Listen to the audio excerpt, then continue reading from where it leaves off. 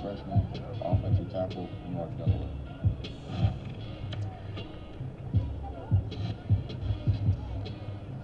Keenan Black, sophomore, quarterback from North Carolina.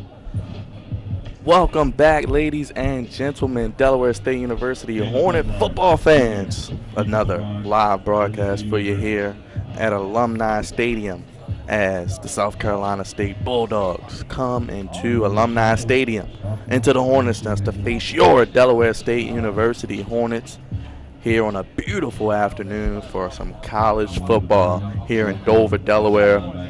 We're back, WDSU-TV, Delaware State University, coming off their homecoming defeat, 52-23 to Howard last week. Delaware State racked up a season-best 510 yards in the game, including 401 yards passing for the Hornets. Jack McDaniels completed 13 of 20 for a career-high 191. McDaniels completing 63.2% of his passes, and Keenan Black, we saw some of him as well, came off the bench to go 10 for 22 for 175. One of the highlights was Trey Gross last week. Definitely somebody that stood out, flashed on the pan, was a freshman wide receiver. The series Bulldogs come into this game. This is the fourth meeting in a series that began when the MEAC was formed in 1971. 45th meeting. South Carolina State has won 6 of the last 7, and they lead the series 28-16. Well, we're approaching kickoff. I'm going to come straight to you, Chris. Let's go ahead and get your keys to the game along with your impact players and things you're looking for.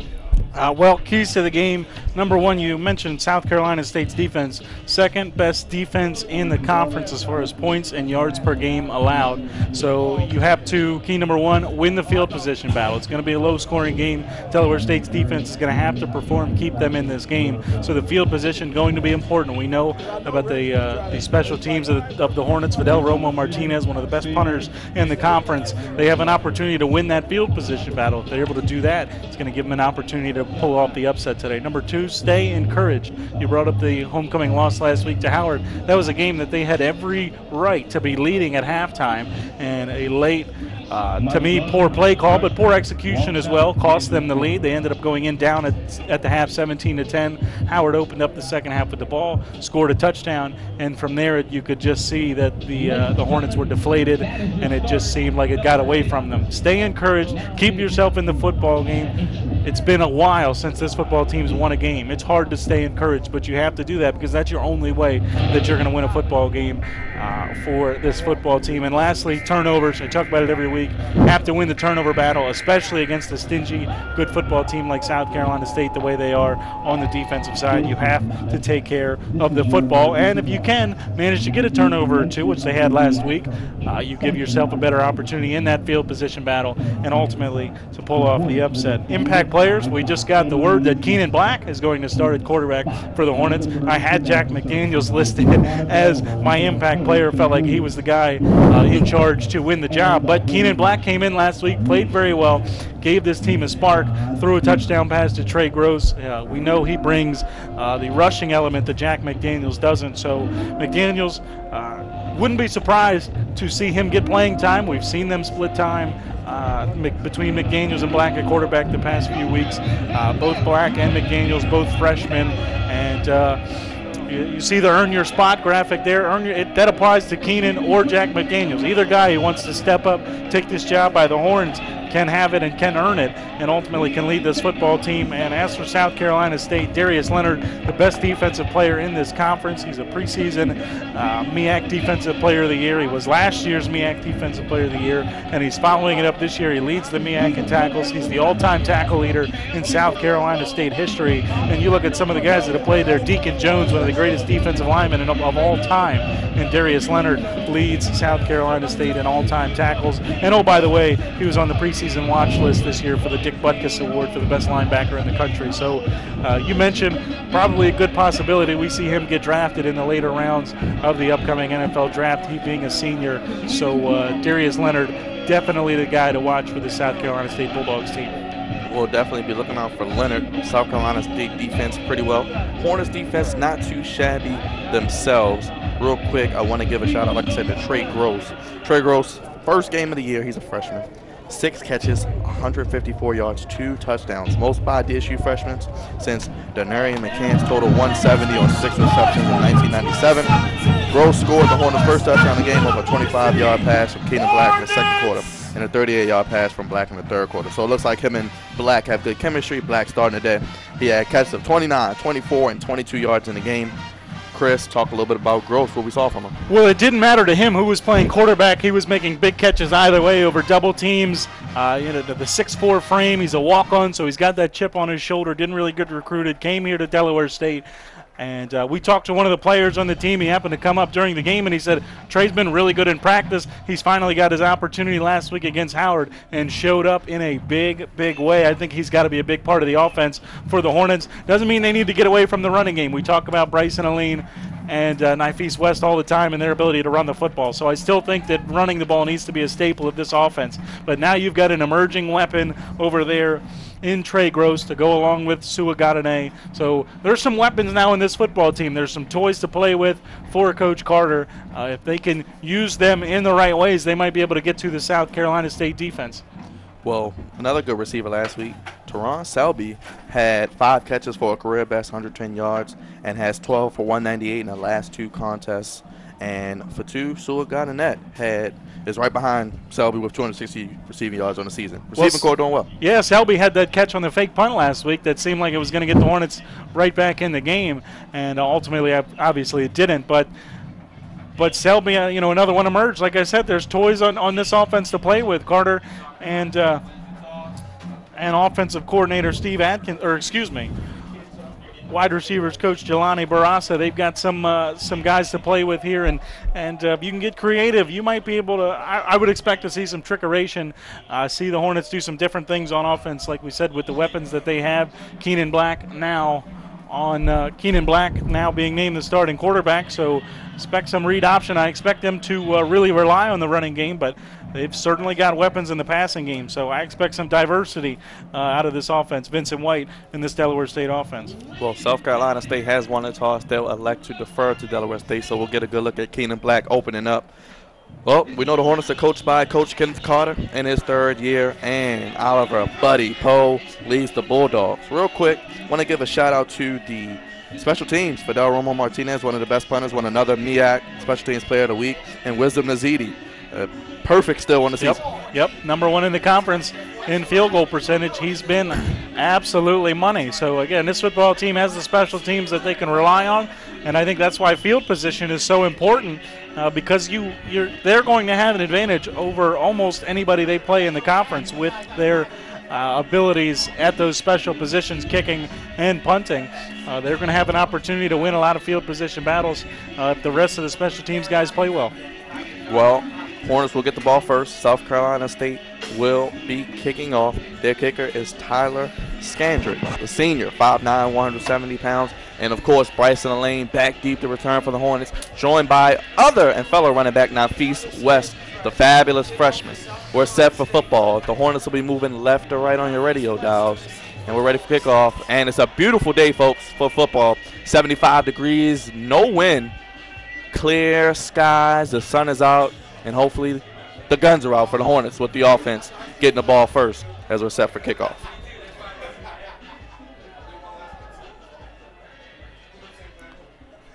And Scandrick will kick it off. It'll be a onside kick. And the Hornets were ready for it. Great job there with the fair catch. And looks like that was Mr. Gross, Chris, right on cue. That was heads-up football to call for the fair catch. A lot of people see that a punt on a fair catch, but you can do it on a kickoff as well. Gross calls for the fair catch. Nobody from South Carolina State able to make contact with him. I like the approach from head coach Oliver Pugh to try and catch the Hornets off guard, but Trey Gross outsmarted him, and the Hornets now will get great field position. Hands team. Hornets will have the ball at the 47, great field position. Keenan Black in the offense comes out, and looks like they're going to come on that I formation with a lane in the backfield. It's going to go to a lane. He runs left, cuts back, and he is met immediately, and it's going to be a loss on the play. Tackled immediately by, it looks like it was Tiberius Cravens getting into the backfield, Chris. Yeah, big play, good penetration. Aline tried to cut back, and the lane wasn't there. We see the Hornets come out, probably the most diverse offense as far as formation. You'll see them sometimes in shotguns an entire game, and they'll come out in the I formation as well. A lot of times you don't see that anymore, especially in college football. 2nd and 10, Elaine gets it again. This time goes right, gets up past the 50 to the 49, but there's a flag on the field. This may be coming back, Chris. Yeah, probably going to be a holding call. It's definitely in the area of that, and not what you look for. We saw the same thing last week. They start slow. No gain on 1st down, get yourself behind the sticks on 2nd down, and now all of a sudden it's going to be 2nd and 20, and you're going to have to fight an uphill battle on your opening drive after getting great field position. Well, referee Eric Green calling the hold. Well, like you said, Chris, not the best start, so that will push the Hornets back. And it'll be 2nd and long. Ball will be spotted at the 37, 2nd and 20 at the 37, just on the way here at Alumni Stadium. Black will come out a little bit of a pistol in the gun, and we have movement, looks like, again, so another flag. And that great field position you got on the opening kickoff has basically been negated now by 2 penalties. This just isn't good enough. This is undisciplined football right away. And if there's anything, that Coach Carter can do, there are certain things that you just can't do right away, but this is something you can clean up. These are careless mistakes that are happening already, and obviously they're going to need to be addressed immediately when this team comes back to the sideline. 2nd and 25, and it looks like South Carolina State is going to bring some pressure. It's a fake from Black. He looks, has no one, being chased from behind, runs right. He's going to take it himself and not get much, and he's wrapped up immediately on a play. That South Carolina defense is fast. Deshaun Taylor, one of the other linebackers, getting a stop, Chris. Yeah, nothing there. Black was looking to the right, had 2 receivers to his right, but both were covered up pretty well. They were looking for the deep ball that wasn't there. Black tucked it away and ran it. A good job by Taylor to get around the block and bring down Keenan Black before he could get any kind of big gain. Black patiently not forcing it, so it'll be 3rd and long, 3rd and 22. Let's see if South Carolina State pins their ears back and gets after the quarterback. Black gets it, drops, looking, going up to Gross. It is caught, and it is a big gain and a 1st down. Trey Gross. You're going to learn that name, folks, by the end of the day. Trey Gross. He's nasty, Chris. Well, a couple of things you saw there. Over-the-top coverage by South Carolina State, but a little bit too over the top. Not able to get underneath and stop Trey Gross. Gross, the big body, had a great throw by Keenan Black, a back shoulder throw. Gross was the only one that could get it. He got it in 1st down for the Hornets. 1st and 10 at the 36. Gross doing it again. This time he's going to the other side. Black throws it up. It is caught for a touchdown. Teron Selby. And just like that, Hornets strike fast. A drive that looked like it was going nowhere. A touchdown. Gross, then the Selby. Chris? We mentioned the receivers and the toys that Coach Carter has to play with. Keenan Black just throwing it up twice, and Selby reaching over the defender. You got mossed, young man, if I've ever seen it. Shades of Randy Moss. Taewon Selby going up a big-time play, and the Hornets with some early momentum in the football game. Up 6-0. Extra points good from Nazidi. 7-0. And Chris, you couldn't have scripted a better start. Two horrible penalties, and to come back and convert on a 3rd and long and then get the touchdown. Yeah, coming off of a homecoming loss, it's tough to get up, come back, and and try and get a win, especially over a good football team like South Carolina State. And South Carolina State, I thought, made the right decision, deferring, put your defense out, your best unit out there, and get a stop. And instead, Coach makes a bold decision. They go for the onside kick. Trey Gross makes the heads-up play, and the Hornets turn it into a 4-play, 53-yard drive and a touchdown. And just great offense there. Great throws from Keenan Black, giving his receivers a chance. And they prove him he made the right decision. Well, that is the jump start the Hornets need. The crowd's alive, the cheerleaders are cheering. And on an open house day, Chris, with some recruits in the building, this is how you want to show them, hey, we can put up some points. And if you come to this program, you'll find ways to make plays. Yeah, it's about a culture change right now for the Hornets. This is certainly a losing culture. And Coach Carter been trying to change that, bringing in new guys, bringing in a lot of young players. And, again, just trying to change the culture, get these guys back into a winning way. And there have been inconsistencies, but there have been times you've certainly seen this look like a winning football team, and that first drive showed another flash of a winning football team.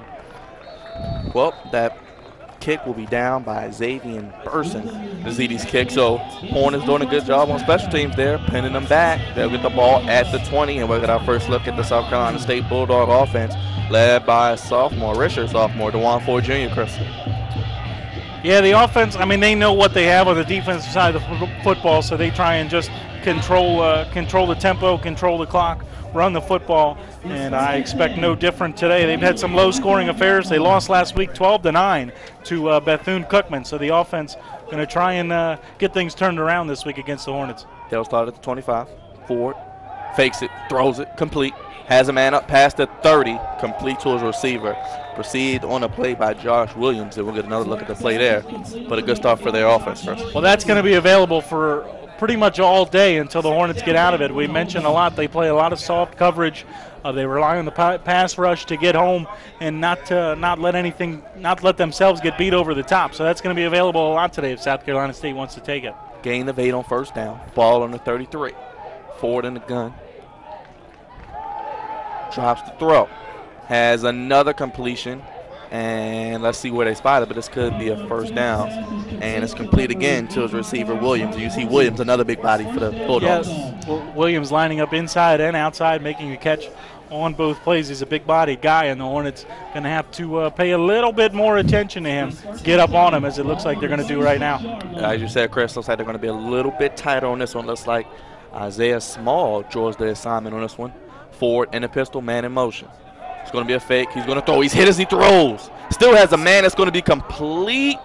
And they're going to mark him down, looks like, at the 43. So fortunate play there for the Bulldogs, Chris. Pressure from the Hornets. Yeah, well, they showed a great job last week against Kaylin Newton of Howard, and that option attack that Howard wants to run at you. I thought they did a pretty good job, for the most part, of slowing them down, at least in the first half. They struggled in the second half defending the pass, but they're pretty good at defending that read option. You're going to have to beat this team through the air if you're going to score on this defense. 6-yard completion, and it's going to be a pitch to the outside. It's going to be up past the 45, up to midfield, and the flag's on a play carried by Darius Hammonds, who caught the last pass, but this could be coming back. It's like in the Del State sidelines pointing towards South Carolina State, so let's see what the refs say. Hornets had some penetration on that jet sweep, unable to get Hammonds down in the backfield.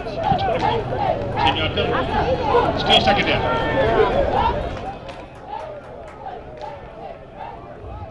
So it looks like it's going to be a hold called, and that'll push him back. Still second down. And they'll spot the ball at the 40. So it'll be 2nd and 6 at the 40. 7-0 DSU just underway here in quarter number 1 as we approach 10 minutes remaining.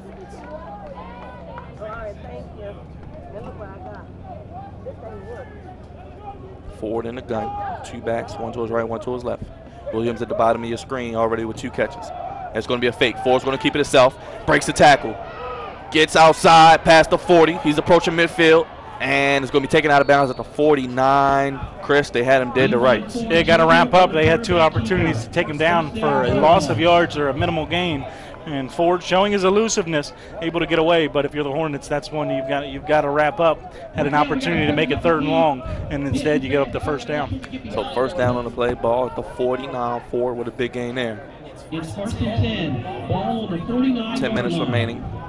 Hornets strike quick with 4-play drive to get 7. Hornets back in soft coverage here on first down. Ford drops the throw. Pressure, hit as he throws. Has a man. It's going to be dropped, looks like, on the play. I think you're going to get a roughing the passer. Quan Caldwell, and as Chris said, this could be roughing the passer.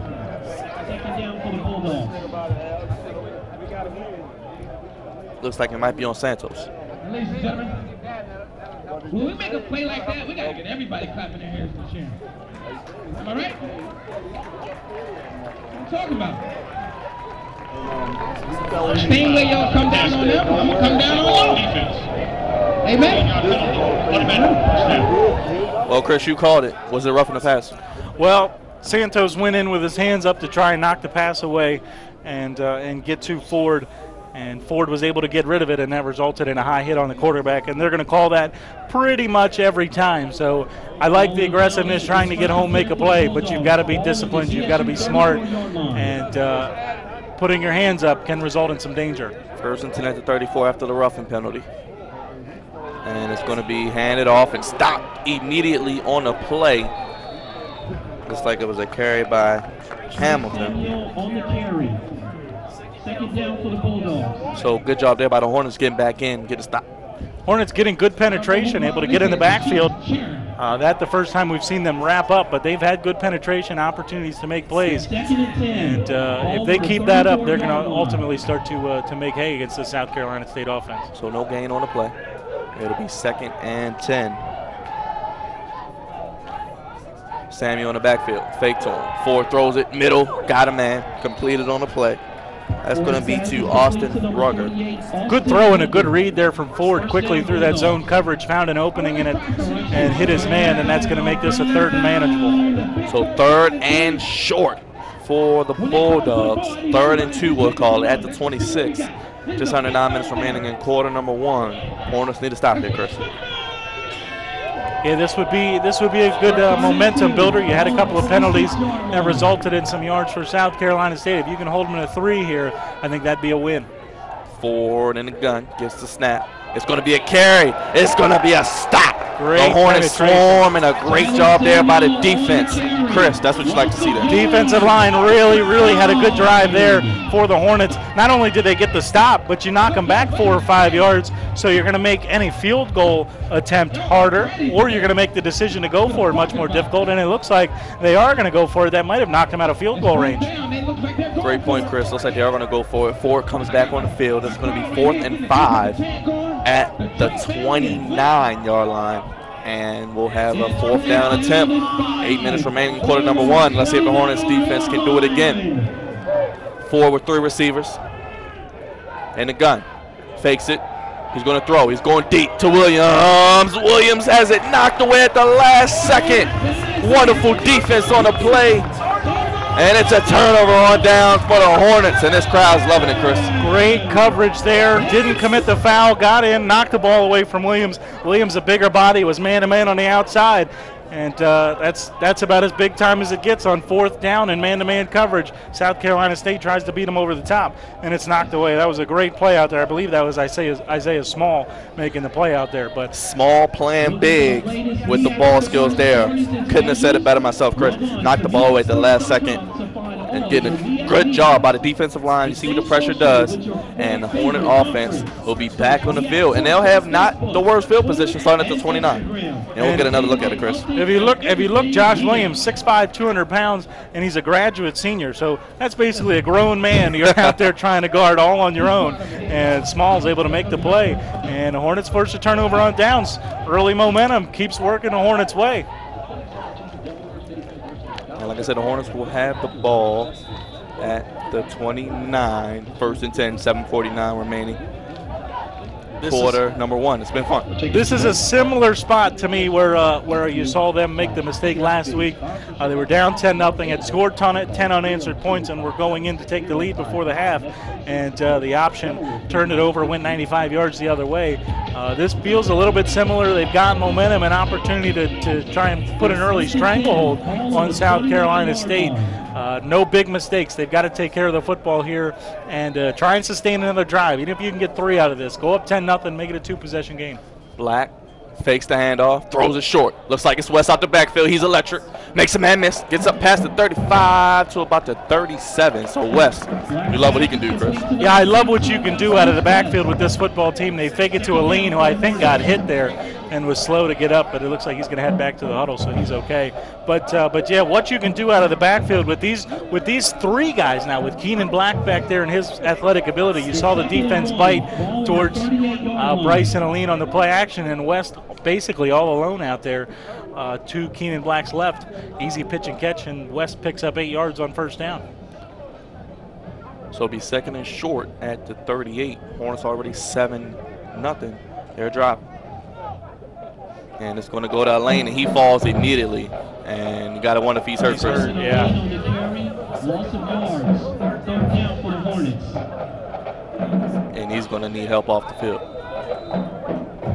Not what you want to see with already Mike Waters out. Yeah, they've had enough injuries for a whole team, but especially at the running back position. Mike Waters was a guy I think they were going to lean on a lot this year, and he went down with a knee injury for the season and a lean. And it's never good when you see a guy slow to get up, make his way back to the huddle, think he's okay, and then as soon as he touches the football, hits the ground.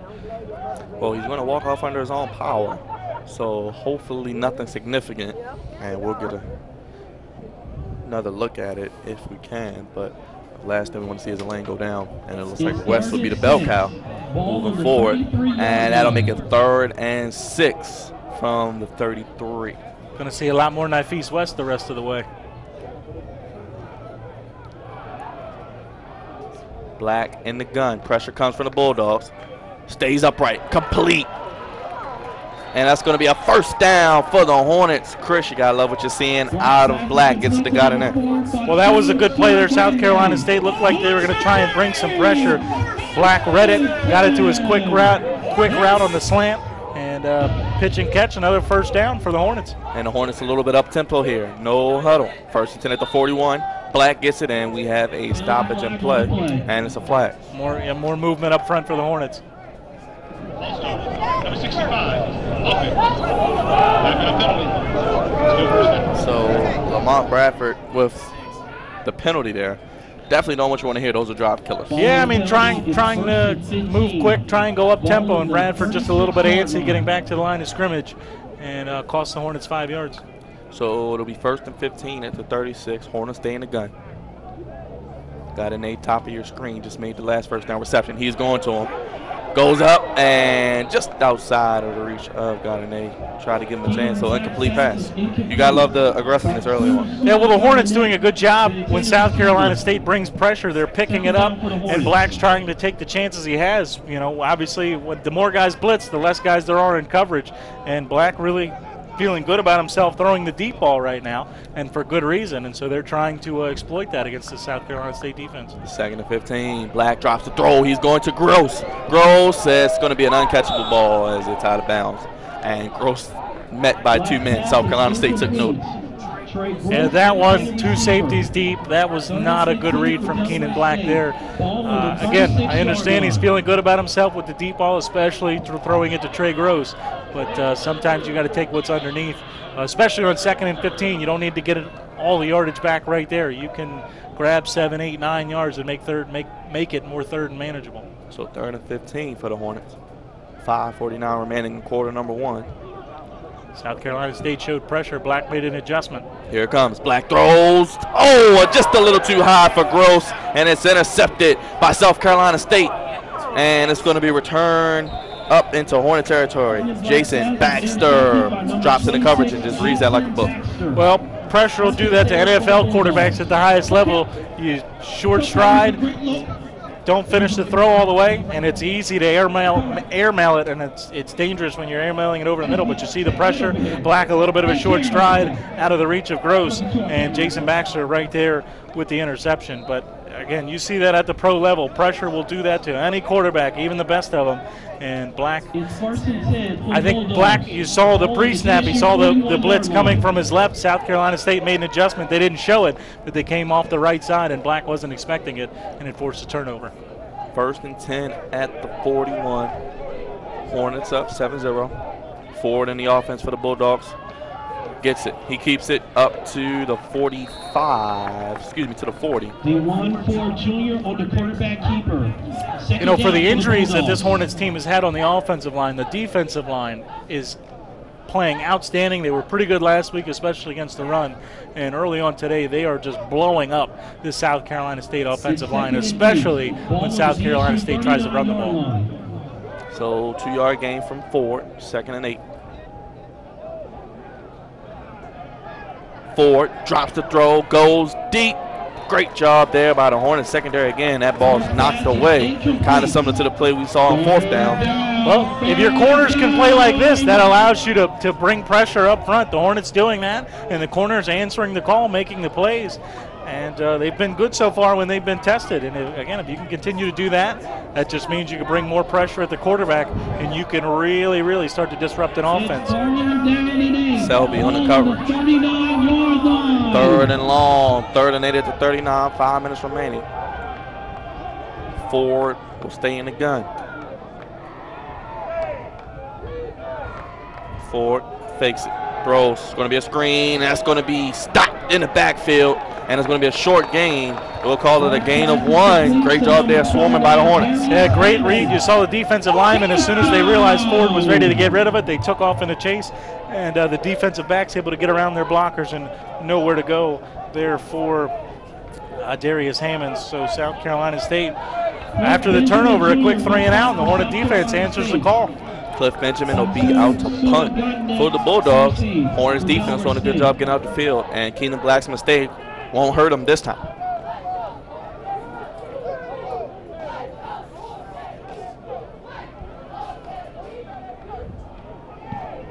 And that may be a touchback, and the Hornets will get the ball in good field position.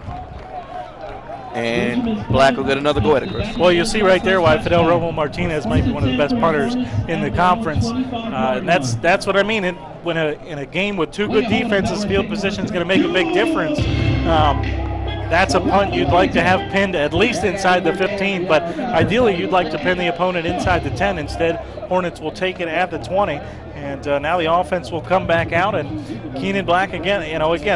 Even the best of quarterbacks are going to get rattled in the face of pressure, especially. Again, I just thought that was a good play design by South Carolina State. 3rd and long. Let's bring some pressure. They showed it to Keenan Black's left, brought it to his right. He wasn't expecting an airmail to throw. And this is about, though, that all started because of the false start on 1st down. You've got to clean it up. Don't commit silly penalties. Give yourself an opportunity to run the football, gain good yardage on 1st down, and then you're not up against it on 3rd and 15, 3rd and 22. I think we saw them convert earlier today. So 1st down is going to be the key for the Hornets the rest of the way. Don't commit penalties. Grab some yardage. Make 2nd and 3rd down easier. And it looks like they've got the ability to move the football on this very, very good South Carolina State defense.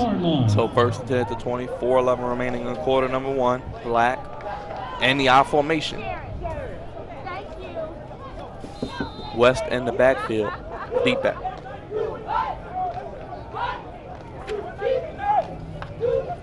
Black sees something he doesn't like, change the play at the line.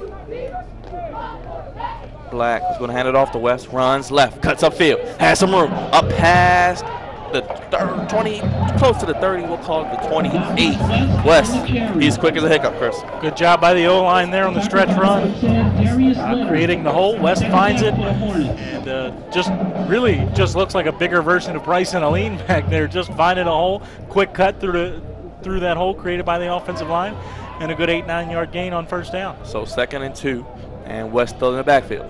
They'll give it to him again, cuts upfield, and not much there. Northeast West on the carry. But it'll still be 3rd and short, Chris. I would have liked to see maybe a counter there, fake to the left, go back to the right, and keep getting the ball to 14. Keep giving it to West. But, yeah, I would have liked to have seen maybe a counter there, just try and keep the South Carolina State defense off balance. We see a lot of runs to the left when the Hornets are in that I formation. They run a lot of stretches to the left. And I think South Carolina State was anticipating it there, and it made a play. And so 3rd and 3, 3rd and 4. Still the playbook's open. You can run it. You can run a little screen pass or try and let Keenan Black rip it. We'll see. 3rd and 2 in the gun. 2:55 remaining. South Carolina State, they're switching their lineup. As you'll see the defensive line shift, and we'll have a flag. This could be on Black for a delayed game.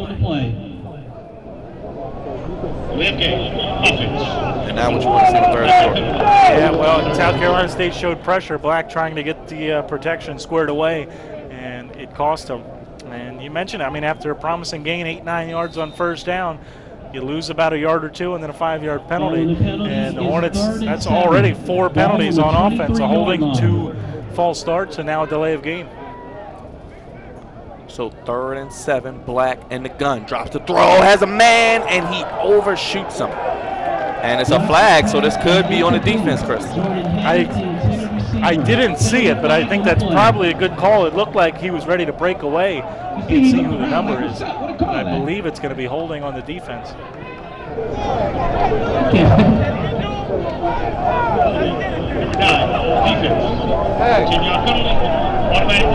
it's a 10-yard variety, Chris. Automatic first down. Kendrick Gathers, the defender that got called for the holding. And like I said, it looked like, I was watching the play develop in the backfield, and Gathers, it looked like there was a quick grab there that didn't allow him to get to the football. Well, first and 10 at the 33. Black trying to keep this Hornet offense moving. It's a fake. He's going to keep it. Throws it out of bounds. And we'll get a flag. Could this be roughing the pass on South Carolina State? That or intentional grounding.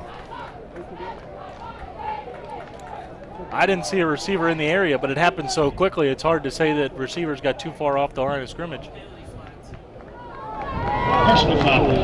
Roughing the passer. Number 92. Deacon. 15-yard penalty. Automatic first Various cravings. And I saw him go down. I said, hey, if you're going to call it for South Carolina State. Yeah, well, the hit, it didn't look high, so I don't know if the referee thought it was late, but it certainly didn't look like a high hit on the quarterback to me. So, like I said, I guess it was a late hit. I thought it was more going to be in the intentional grounding way, but either way, South Carolina State now, they're all of a sudden committing the penalties and bailing out this Hornet offense. So first and 10 at the 48 for Black and the Hornet offense. So penalties, an early theme of this game with 2:29 remaining. Black drops the throw. It's going deep. Double coverage, overshoots out of net. And Black, he's loving his deep ball, Chris. Yeah, well, and the play calling is in that direction too. All three receivers were running fly routes, so Black was going to throw the deep ball. It was just a matter of who to. And that was good safety play over the top. I believe it's Jason Baxter, the safety back there, but playing center field, reading Keenan Black's eyes. And that's one thing Black's got to learn. Maybe a quick peek to the right. Get Baxter moving that way, and then you'll have man-to-man coverage down the left side. So second and 10, Black feeling pressure, steps up. He's going to run up past the 50, up to the 45, jukes a man and gets close to, it'll be third and short. They're going to mark him, looks like at about the 44-yard line, and a third and manageable, Chris. God-given athletic ability. That's all that is. Pressure in his face right away, able to sidestep it, work his way around. His eyes were downfield for a little bit, but I think he chose the best route, grab 8 yards, and like you said, third manageable for the Hornets. And once again, playbook is wide open for Coach Carter. 3rd and 2 at the 44, approaching the end of quarter number 1, 1:40 remaining. Pressure from the Bulldogs. Great pass, pitch and catch. It's going to be Black to got in net to the 20, 15, inside the 10. They'll mark him out of bounds at the 9. 1st and goal for the Hornets, Chris. Good play calling. Get the hands to your best playmaker. I know we've talked about a lot about Trey Gross, but Gardner is the dangerous one on the outside with the ball already in his hands. Made a man miss, got down to the 10-yard line. And Hornets, this is what you like to see. It's one thing to get bailed out with penalties, but then you have to take advantage of it. A couple of penalties on the South Carolina State defense. Now Delaware State taking advantage of it. 1st and goal at the 9. And the Hornets will have some opportunities to add to this lead as we approach 1 minute remaining in quarter number 1. Black in the gun. And looks like we're going to have a timeout by the Hornets. Coach Carter saw something he didn't like. Chris, 1 minute remaining. Hornets with a chance to add to this lead. Yeah, well, I mean, again, it feels a little bit like it did last week. They had the momentum going against Howard, and we're right around this area when they made that mistake. Of course, we were near the end of the first half last week, now near the end of the first quarter. But, yeah, I mean, again, you've seen flashes of this being a good football team, one that can win football games, and early on so far today they've been that. The defense has been excellent. They're controlling the football, winning time of possession, and outside of the one turnover by Keenan Black, which again I thought was just a good play by South Carolina State, good play call, confused them a little bit and forced a high throw. I mean, they've been really, really good. They have to cut down on the penalties, give themselves better opportunities. South Carolina State's too good. They're not going to continue to commit their own penalties and bail you out. So, you know, they've got to clean those up. There's certainly things to improve upon. But to have the penalties that you've had the interception, and be on your way to maybe going up 2 scores at this point, has got to be a good feeling for Coach Carter and these boys, you know, early on in this football game. We'd like to thank you for your service. Well, in between the break, we had the honor of the veteran. Always good to see the veterans on the field, Chris. It's first and goal for Delaware State. So what are you looking for out of this timeout, Chris? First and goal, you got 3 chances to put it in. You learned from your mistake last week. What do you want to see? Not an option. Although it was Jack McDaniels at quarterback there, so the option might be a little bit more in play with the more athletic quarterback. Black takes a high snap, throws, has a man wide open, has got a net for the touchdown for the Hornets. 13-0. This Hornet offense is on fire. I think it's the red uniforms, Chris. The crowd is alive. Touchdown. Well, Black got a net. Busted coverage, and Keenan Black, a great job to identify it. Found Gardner wide open, and I'm sure there was a lot of attention being paid to the 6'4" body of Trey Gross. Gardner slips behind the defense wide open, and you saw it after the touchdown. 2 South Carolina State defenders yelling at each other, talking. You were supposed to be there, and nobody was. And the Hornets take a 2-touchdown lead. Nazidi, extra point, continuing his perfection streak. 6 plays, 80 yards, 316. Talk about a quick strike offense. Well, again, having those couple of penalties certainly helped bail the Hornets out, but good football teams take advantage when the other team, gives you those opportunities. The Hornets do that, 14-0, and now the defense all of a sudden, they can kind of pin their ears back. This is one of the first times they've played with a lead all season long, and so as good as they've been so far in this game, really kind of curious to see it. They've got to be feeling themselves a little bit. We talked about this being a good defensive football team. The corners have played well early on today. The defensive line's been tremendous. So this Hornet defense now with an opportunity to really, really put the clamps down on South Carolina State. But you saw it, a busted coverage. 2 guys thinking the other one's going to be in the area. Nobody there. And got a net wide open. An easy pitch and catch for a Hornet touchdown. Love the play call there. Black takes the high snap, stays calm and collected, delivers a strike, got a net, and getting all the receivers involved. All 3 with at least 1 catch in the first quarter. Well, they're all 3 really good receivers, so you want to try and keep all of them happy, get them all the football, and Keenan Black doing that so far for the Hornets. Coach Carter looks like he's made a good decision, giving Black the starting job today. Nazidi's kick is going to be looks like a touchback. Right inside of the pylon, so good job there by Nazidi. It's close, by the hair on his chinny chin. That was near giving this South Carolina State offense good field position. Instead, they're going to start at the 20. And again, an opportunity for this Hornets defense to really kind of pin their ears back, put the hammer down, and get after DeJuan Ford and the rest of the South Carolina State offense. Game of inches, and they'll get the ball to 25. As we approach the end of quarter number 1, a good one for the Hornets. Ford in the gun. They're going to run an option, and it's going to be a handoff, and it's going to be knocked out of bounds. So let's see where they spot him, but a flag on the field. Looks like it's in the area of holding to me. It was right around where the run went.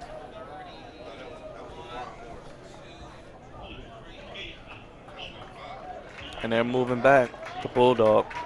Didn't catch the number, who it was for South Carolina State. But again, South Carolina State all of a sudden looks like the undisciplined team, committing the silly penalties, giving this Hornets team more life. That was a good first down play, and you end up losing 2 yards out of it.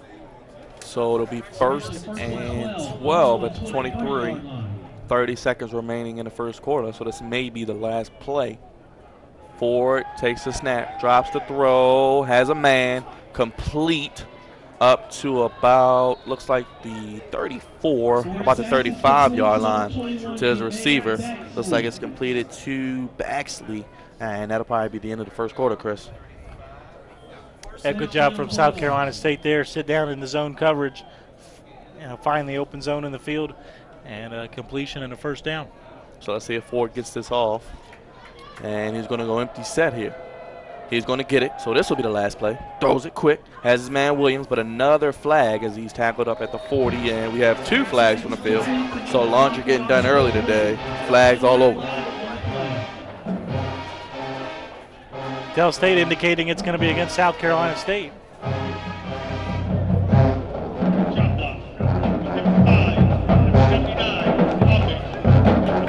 chop block. Looks like they called that on Gertavius Newell, and that'll be a 15-yard penalty. End of the first quarter. Hornets lead 14-0. Chris, you couldn't have scripted a better start. No, you couldn't have, really. I mean, if you're Coach Carter, after the way the second half went against Howard, very demoralizing, very frustrating for this Hornets football team. You mentioned there's recruits in the house, open house day here at Delaware State. I think we're going to have an untimed down here because you can't end a quarter on a penalty. So we're going to have an untimed down. But, yeah, you couldn't have scripted this to go any better, as long as they don't give a touchdown here. Hold your breath. 1st and 25. Ford drops a throw. Short completion. Still running up to about the 25. Completed to, looks like Traquan DeBose, who receives it and takes it to the 25. And we'll have 2nd down and about 20 when we come back from this break. But into the first quarter, Hornets 14, Bulldogs 0.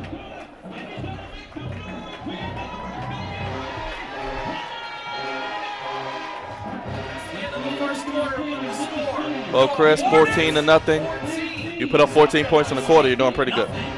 Yeah, they've been really good on the offensive end, taking advantage, again, of those great receivers they have. Curious to see about Bryson Aline, whether he's going to be back. He's still over here on the training table getting worked on. But, you know, here on the long 3rd and 20 conversion, Black up to Trey Gross. Gross over the double team, and then the very next play, throw it up again, this one to Taywon Selby. And Selby comes down with it, gets away from the tackler, and the Hornets get some early momentum. The defense has been great. You see here the defensive line. Although in this play, Ford ends up getting a good 8-9 yard gain. But the Hornets' defensive line has really, really been dominant against the South Carolina State offensive line. Here you see more of what they've done. They've been in the backfield, whether it's been a throw or a pass. They've gotten after the South Carolina State offense. And if they can continue that in this second quarter and take this into halftime, this lead could grow. But I expect some adjustments. South Carolina State's not just going to roll over. So 2nd and 19 at the 26. And Ford in this offense trailing about 14. Let's see if they stay with this theme of throwing the ball, trying to air it out to get this team back in the game. Ford fakes it, dropping a throw, has a man, complete pitch and catch on the play on the out route. Looks like it was complete to Quan Caldwell. So getting some of that yardage back from the penalty. And that's a product of the soft coverage that the Hornets play. And now you're going to get about 3rd and 7, and we'll see if they continue to stay in that soft coverage. But I think you've got to get a little bit closer to the line of scrimmage. So 3rd and 7, 14:30 remaining just on the way here in quarter number 2. Ball on the 38. Let's see if the Hornet defense can get off the field. Ford drops the throw, looking, throwing, intercepted! Throws it right to a defender. It is an interception for the Hornet defense. Interception on the play. Xavier Wilcher. Woo, Chris, this defense came to play today. Yeah, I mean, zone coverage, and I quite honestly, I don't know what Ford was looking at. The pressure might have gotten to him. He felt it coming off of his right side, and Wilcher just stepped in front of him, and an easy interception there for Wilcher, about as easy as one as you're going to get, but the zone coverage over the middle, Wilcher stepped in front, gets the interception. And, yeah, I mean, the Hornet defense continuing to play well. They brought the pressure that time, and it paid dividends. Ball will be spotted at the 48. And Black and the offense will start out with good field position. And 1st and 10. And we're going to have, looks like, stoppage in play. Delay of game again. Delay of game looks like we'll be calling on Black.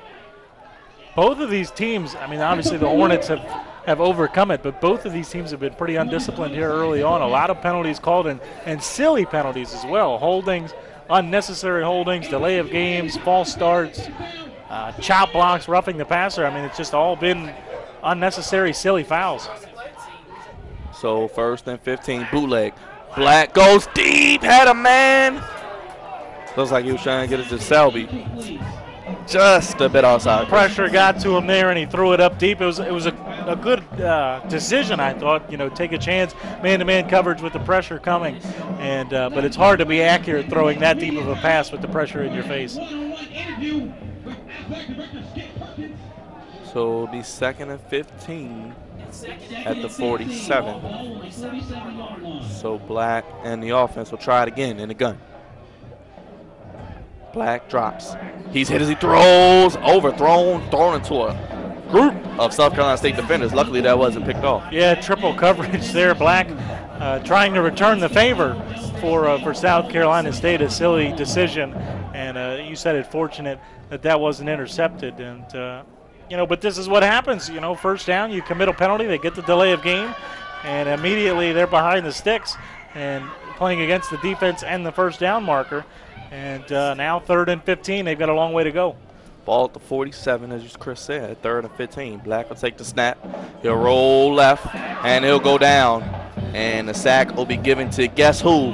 Darius Leonard. First time we've called his name today. Yeah, he's been pretty quiet today. Hornets have neutralized him pretty well so far. But, you'll take that, especially considering it could have been an interception.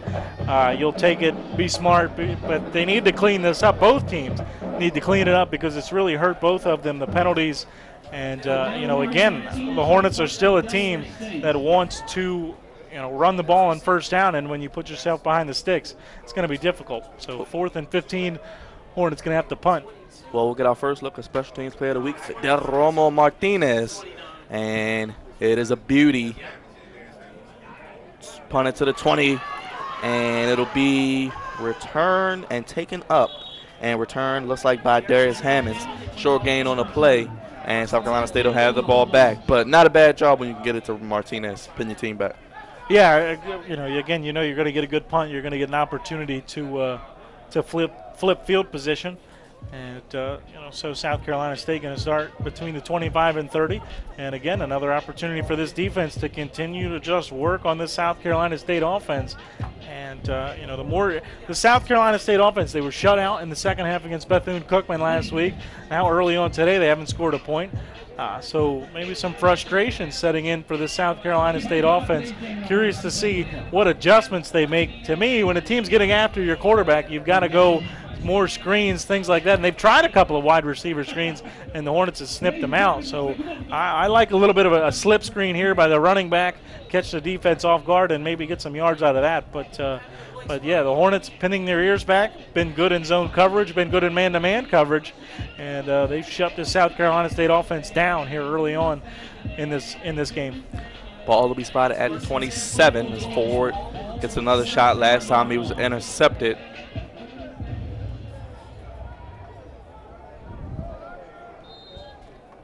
Ford, as we've seen all day, coming out in the gun. And he fakes it, throws it, complete, and taken down immediately at the 30. Pitch and catch to Traquan DeBose. Short gain on the play. More pressure, forcing Ford to get rid of it quicker than he wanted to. And good tackling on the outside, and you force an average gain on first down. Only 5 rushing plays so far for the Bulldogs. Let's see if they stick with the run. So it'll be 2nd and 6 at the 31. Ford drops the throw. Has time. Complete. And it's going to be Williams moving the pile, keeping those legs churning, and that might be a first down for the Bulldogs. And they'll be moving the chains. Finally, a little bit of time there for DeJuan Ford, and able to find the open man. And that was an easy pitch and catch, especially to the big-bodied, sure-handed Josh Williams, and an easy first down there for South Carolina State. Picking up the tempo here do the Bulldogs. Ball on the 38, 1st and 10, drops the throw, goes back to his friend, his buddy, Williams. And a completion to the 30, looks like the 41-yard line. I like that. On first down, you see the soft coverage. Hornet defenders playing about 8 yards off the line of scrimmage. Grab a quick 3, 4, 5 yards. Get yourself in good position on 2nd and 3rd down. So it'll be 2nd and 7 at the 41. As Ford and the Bulldog offense looking to get something going. Pass is complete. And it's going to be a completion up into Hornet territory. Once again, DeBose. And a first down for the Bulldogs, Chris. And DeBose showing that elusivity right there. Yeah, well, the Hornets did everything right there except wrap up and make the tackle. They got pressure. They got to DeBose pretty much as soon as he touched the football. And just unable to make the tackle by Neubauer. So Ball on the 44, 1st and 10. Maybe one of the best drives of the day for the Bulldogs. Another option. It's going to be a pitch to the outside and given to LeBron Morris. And a short gain, Chris. So good job by the Hornet defense swarming. Yeah, they're just swarming this running game for South Carolina State. Every time a guy touches the football trying to run it, there's 3, 4, 5 red jerseys all around him. And South Carolina State going to have to find some ways to get clever, get creative in the running game because the Hornets have shut it down here early on in this game. 10 minutes remaining. 2nd and 9 on the 43. Ford and the Bulldogs looking to drive to get some points on the board. Drops, throws, incomplete, had a man, but he just overshot him. And that was intended for Caldwell, Quan Caldwell, the intended receiver on the play. Yeah, not sure if Ford maybe just felt some phantom pressure. He's had a lot of pressure on him all game, and you see that some guys will get happy feet when they face a lot of pressure. Even when there is none, they feel it because it's been there so much, and Ford airmails a pass that should have been completed. And instead of having 3rd and short, you're going to end up with 3rd and 9 now and an opportunity for the Hornet defense to make a stop. So 3rd and 9 from the 43. Hornets defensive line has been winning the battle in the trenches. Let's see if that continues here. Ford will stay in the gun. 3 receivers to the bottom of your screen. And we'll get a timeout by, looks like the Bulldogs, as Coach Poe looks like he sees something he didn't like. Well, I think that this play call is going to tell you a lot about where Coach Poe's head is at. This very well could be 4-down territory for South Carolina State, down 14-0 on the opponent's side of the field, but you're not in field goal range. So 3rd and 9, they might run a quick slant here, try and grab 6 yards, make it 4th and 3, and then I could absolutely see them going for it. Or they look at this as, hey, we're either going to get the first down or we're going to punt. So that's very curious to see what Coach Poe and the boys call up, again, like I said, I think this will tell you a lot about their mindset, this play call and how it's executed. So 3rd and 9 after the timeout. 14-0. Ford in the gun. Hornets with 3 down linemen. Ford drops the throw, has time, is going to take a shot, has a man, and it is knocked away. Hornets secondary, ball hawking again. Great job there defensively. These corner safeties came to play. Yeah, safety got over just in the nick of time. I believe it was Josh Williams that was up the slot and he was open, but the safety got over and met him just as the ball got there. Perfect time because he didn't have his head around. He was either going to hit him and the ball was going to be there or it wasn't. Fortunately, it was. They get the stop. And that play call, everybody went deep. They ran past the line of scrimmage. So Coach Poe was certainly going for the first down, was not thinking about going for it if they got into a 4th and medium situation. Benjamin in the punt. Got in that back deep to return for the Hornets.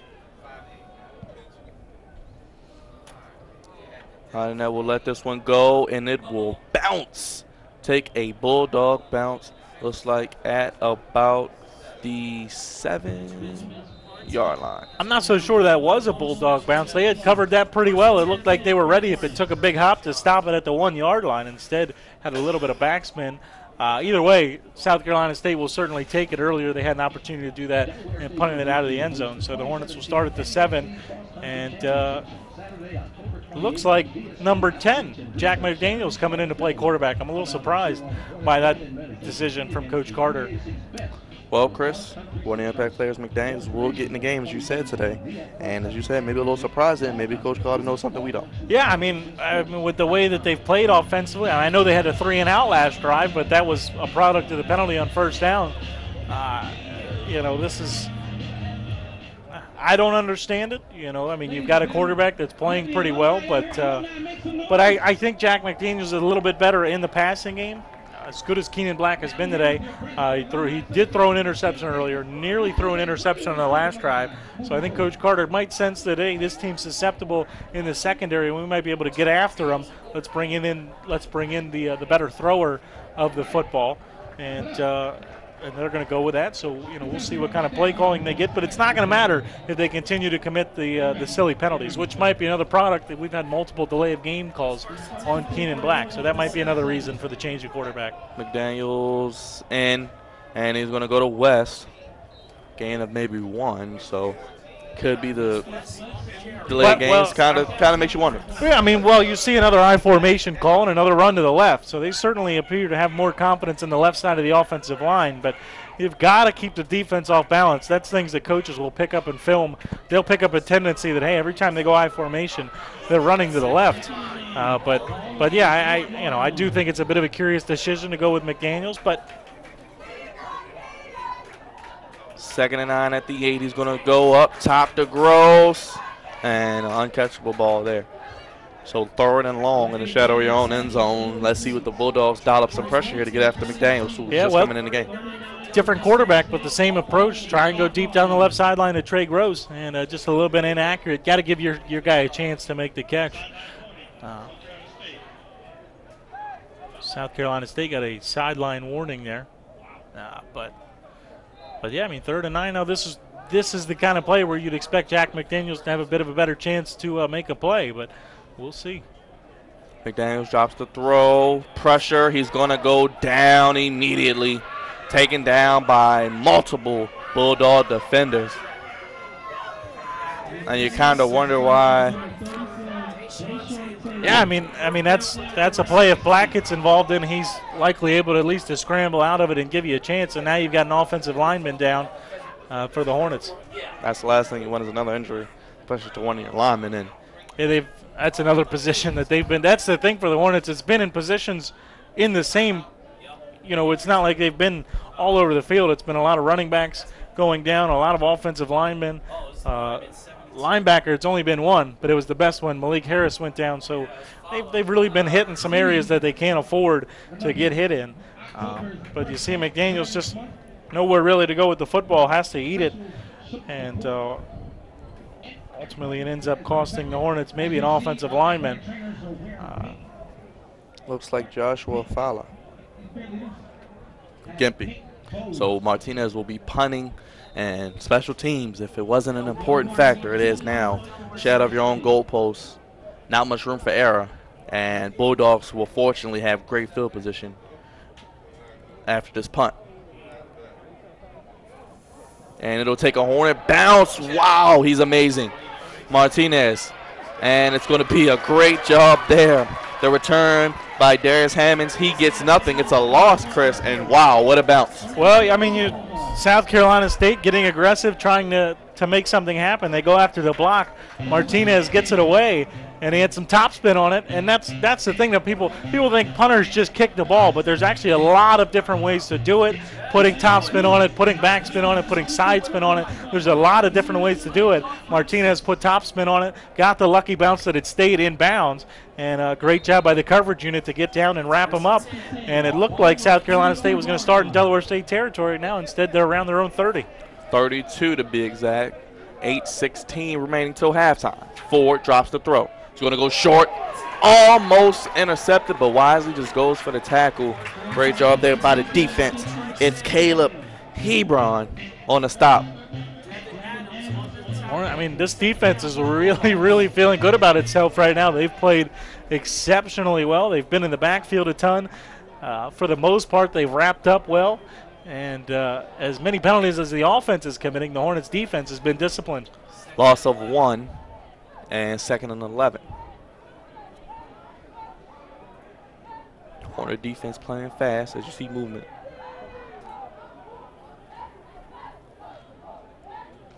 Ford looking left. He's going to go left, throws it high, just outside. Looks like he was trying to get it to Dubose. And if Dubose was about a foot taller, he would have had that. That's a lot to gain in the span of a couple of minutes. But Ford's really been inaccurate here lately. Early on, he started the game pretty sharp. I'm not sure if the pressure's got to him, if somebody hitting him, he's got something bother him, but he's just not finishing a lot of these throws. He's missing high. And when you're missing high, it takes away the middle of the field, because when you miss high over the middle, you're likely going to get an interception. We saw Keenan Black have that earlier today. So Ford really, got to start finishing the throws. That's a mechanical thing. And like I said, it might be something in his head with this Hornet pressure. 3rd and long, 3rd and 11. Ford drops the throw, complete to the 40. Looks like it's going to be completed to Jermaine Bassey. That's short of the first down. And that's short, yep, as you said, Chris. So do they go for it? I don't think so. with the way your quarterback's been playing here recently, he was better on that one. But he's been inaccurate. Hornets already have momentum. You've struggled against this defense to begin with. I don't think that's something you can afford to do. And you have to keep in mind, too, if you're South Carolina State, we do get the ball to start the second half. So if we can keep this even here, if we can maybe grab something at the end of the end of the first half, we'll go into halftime, make some adjustments, and come out and attack it to start the second half. Got in that back deep to return.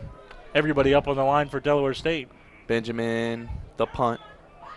Then they will do a fair catch, and it will take a Bulldog bounce, and they didn't get there, Chris. They got bailed out. They got bailed out. That was not deep enough. Anything inside the 10-yard line, yeah, maybe you could try and fool them and run away. But that ball landed at about the 14, 15-yard line. You've got to catch that football. They got bailed out there by poor special teams play from South Carolina State. And South Carolina State, I mean, they've been very competitive. They played at North Carolina Central and North Carolina A&T, the two defending champions of this conference, and played very competitive football games. And they just don't look it today. I don't know if they kind of slept on the Hornets. Hornets 0-6, been a while since they've won a game. I don't know, but they've been sleepwalking through. They've been undisciplined. And the better team on the football on the field right now has been the guys in red. And South Carolina State has to pull themselves out of this lull that they're in, because the Hornets – This is teetering. If they can put together a score here, I've got to think Keenan Black's coming back in at quarterback. I have to think that, but we'll see. But this is teetering. If you get to 21-0, you really start to feel the pressure if you're South Carolina State. So McDaniel's back out. That's why I try not to think too much. And they'll go I formation. Ball will be at the 20. West, deep back. It'll be a quick throw and complete to Selby. Up past the 25, completed. So a good play on first down. Well, I like that a lot better, when you bring in a new quarterback into the game, regardless of whether you think he should be in the game or not. Get him some easy throws early on to settle him in. I know they've had success with the deep ball, but as a quarterback, you come in a game, your first throw is 30 yards down the field. It's hard. You're not really able to get in rhythm doing that. 6 minutes remaining till halftime, 2nd and 2. And it'll be a handoff to West. West cuts upfield. And they'll call it a gain of 1, so we'll have 3rd and 1, 3rd and manageable. But this is what you want, especially with a new quarterback in. I think that was a design cutback. At least that's where the hole was for West. Good job with the vision there. Cuts back, finds the hole, grabs a few yards, and makes it 3rd and manageable. But, again, I think this is where the problem they have on the right side of the offensive line comes in. You really limit yourself on this kind of down and distance, because it feels like most of the time they're going to run to the left. So it'll be 3rd and 1 at the 29. The defense knows it as well. We'll see here on 3rd down. And there's a left side run. He cuts it back upfield. West, it looks like they're going to mark him for the first down with forward progress. Yeah, you got it. That was all West because they were in the backfield. West made a man miss. And, there it is. I mean, again, the defense knows it, and they knew it there. They were in the backfield, and that was just all a skilled running back able to make a man miss and grab a first down there for the Hornets. 1st and 31. And McDaniels and his offense is dropped. Just under 5 minutes left to go now in this first half. McDaniels in the eye. He's going to drop the throw. He's going to go deep to got in there and a little bit outside. They're taking a lot of shots, Chris. Yeah, well, throwing the deep ball, you've got to put a little bit more air under it. It makes it a lot tougher with a ball on the line, but also trying to have the ball beat the safety there. So it's kind of that in-between point. Give your guy a chance to get it, but at the same time, again, the ball's got to beat the safety there. So those deep balls are tough to make, especially when you've got a safety over the top, recognizing that they're relying on the deep ball. But this is something we haven't seen in a while from this Hornet offense, able to stretch the field, and it gives you some openings underneath. 2nd and 10 at the 31. McDaniels in the gun. We've seen a lot of the shotgun earlier. McDaniels tripped up, and he will be taken down immediately. Looks like it was initially hit by Deshaun Taylor and finished off by a slew of other defenders of the Bulldogs. But the Bulldogs getting pressure, 2nd straight drive of the sack. Well, if you're Jack McDaniels, you don't have the athleticism that Keenan Black has, so you can't just react to pressure. That was clear as day. They were coming off of his left side. You've got to kind of make an adjustment, whether it's at the line of scrimmage or post snap, or see it and get around it, get away from it. But you can't expect to just stand there in the pocket knowing that the pressure's coming. Third and long, third and 19 at the 22, 3:50 remaining till halftime. McDaniels, nowhere to go. And he's going to go evade a man. Actually evades Leonard. And he's going to go down. Looks like it was taken down. We'll give the sack to Cratavius Newell. And Chris, offense moving backwards, not what you want to see. Yeah, I mean, third and long like that, you're not going to, odds are you're not going to convert it. So if you're McDaniels, once you slip that first sack, you've got to get out and just throw the ball away.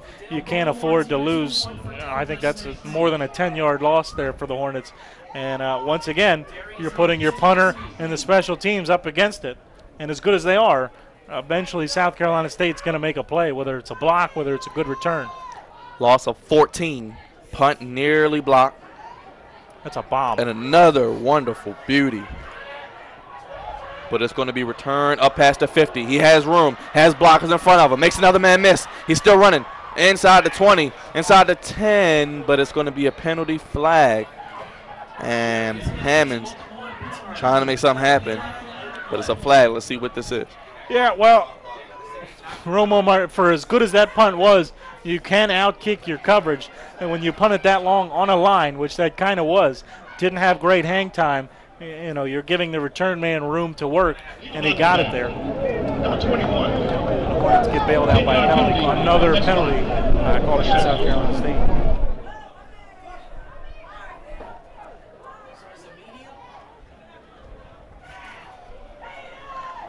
So as Chris said, bailed out. Listen, ladies and gentlemen. Okay. We still have a 14-0 lead. Right? We're going to keep that lead.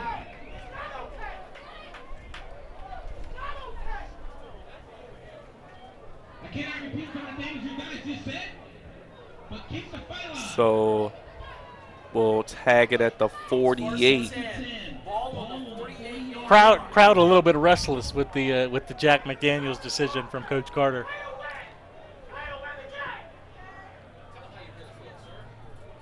And we'll get a handoff, one of the few running plays of the day, and it's a big gain and a lot more. And this will be a South Carolina State Bulldog touchdown. And just like that, they're back in the game. Trey Samuel, Chris, the thing we feared, giving this offense a spark. Just like that. They don't run it often. Yeah, well, I mean, the Hornets have been in the backfield all day, so it's been difficult to run, but they weren't there at a huge hole, and Samuel hit it, and you saw it. When he got through that hole, he was gone. Nobody in the secondary able to keep up with him.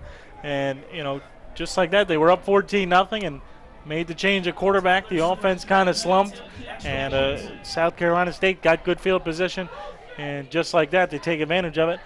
And your lead shrinks to a touchdown as you near the end of the first half. Scandrick's extra point is good. And just like that, we're going to get a look at Samuel's touchdown. But, wow. I mean, you see no real penetration. Samuel able to kind of dance in the backfield, find a hole. And from there, he was gone. Nobody able to keep up with him. Samuel, be curious to know what his 40-yard dash time is because he got down the field in a hurry. But yeah, I mean, Samuel with his speed and the Hornets not able to get in the backfield, when he got the football, they were in trouble. And, again, curious to see who comes out at quarterback now. The offense has gone backwards twice with McDaniels on the field.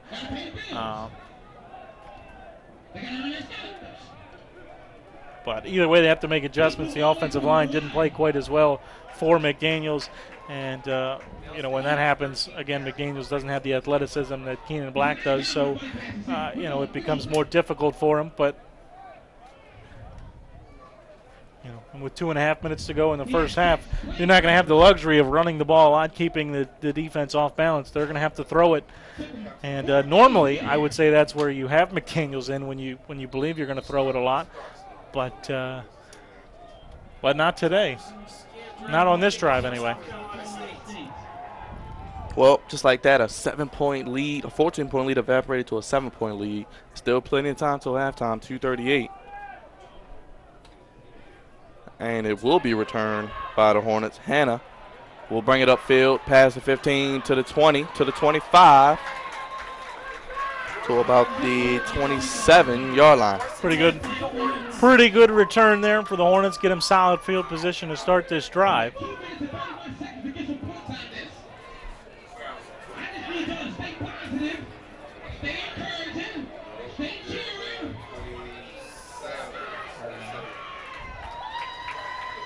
And it is going to be Keenan Black back in at quarterback for the Hornets. Well, the audience, as you said, Chris, they're happy to see Black in. And the Hornets, with 2:31, still have 2 timeouts and plenty of time to try to add to this lead. Get some of that momentum back, which seemed to have halted when he went to the bench. Black in the gun. He's going to fake. He's going to throw. He's going to complete it.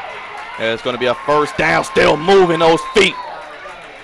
It's a first down for the Hornets. And just like that, Black is back. And right to God in there. And you can tell he's starting to really feel confident with the way he's playing. He was a little bit inaccurate last week, but he got off to the good start today. And, and his accuracy has been really, really good today for the most part. And it'll be a handoff to West. West upfield, running past the 40. We'll spot him, looks like up past the 40 to about the 41-yard line.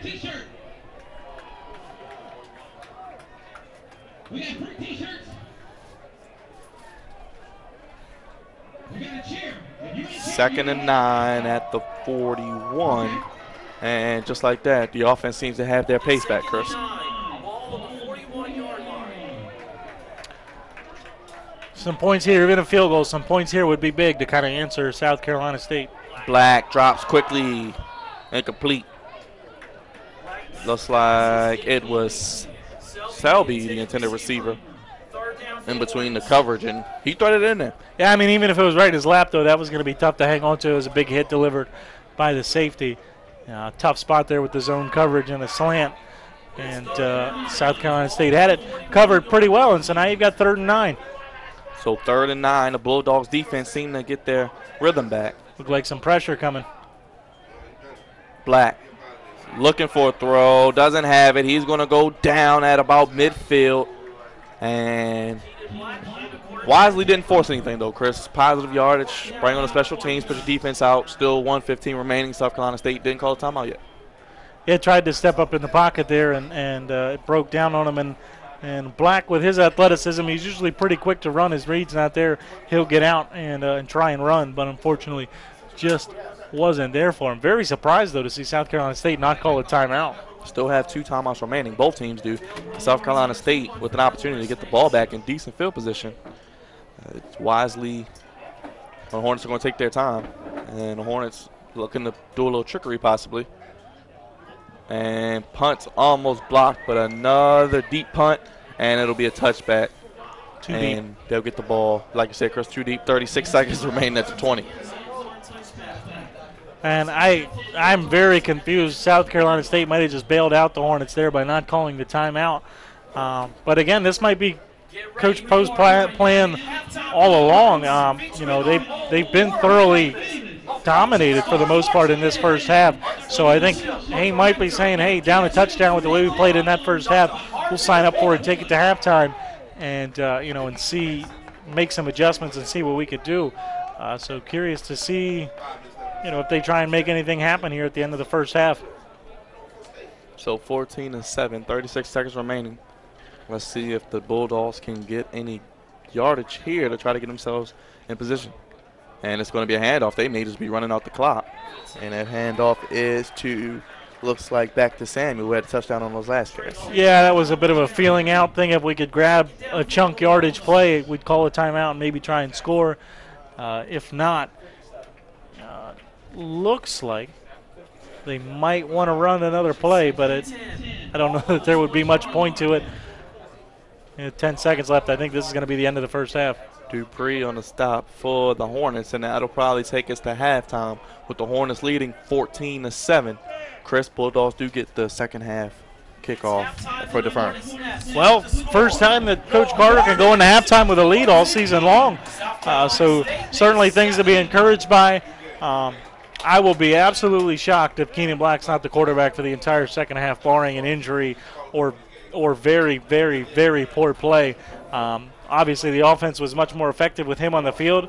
The defense, outside of one big play, was really good. Again, I thought the Hornets were the better team, but we'll see the adjustments made at halftime. But Hornets certainly got to be feeling good about themselves here at halftime. 14-7 your score. Hornets lead with the lead at halftime. South Carolina State will get the ball after the kickoff. Stay tuned for the halftime show here in WDSU-TV. Today's show is dedicated to the memory, life, and legacy of Mr. Lenny Knight, a man who impacted the entire state, a DSU alumnus and former assistant director of the band, who suddenly passed away on March 14, 2017. The band will perform some of their favorite arrangements written by Mr. Knight, including songs from the Jacksons, Bill Collins, Usher, Nas and P. Diddy, and LMFAO. Mr. Drum Major, let's get it in gear. Release the storm, and let's change the atmosphere.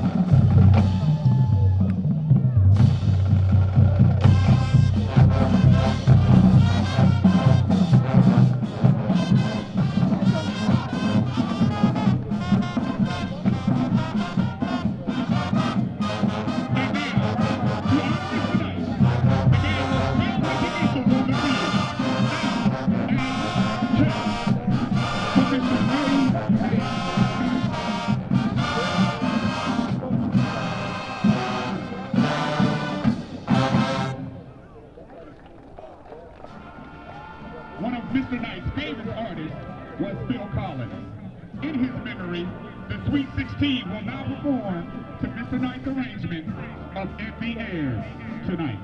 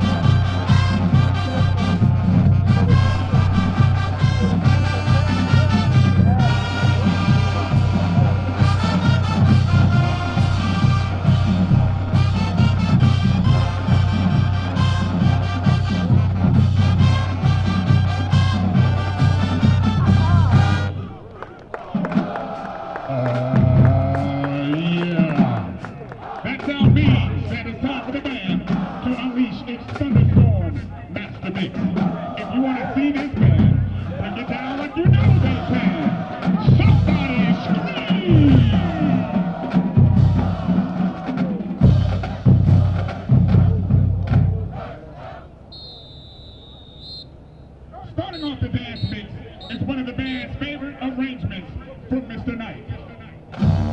Let's kick things off with the look. Hate Me Now.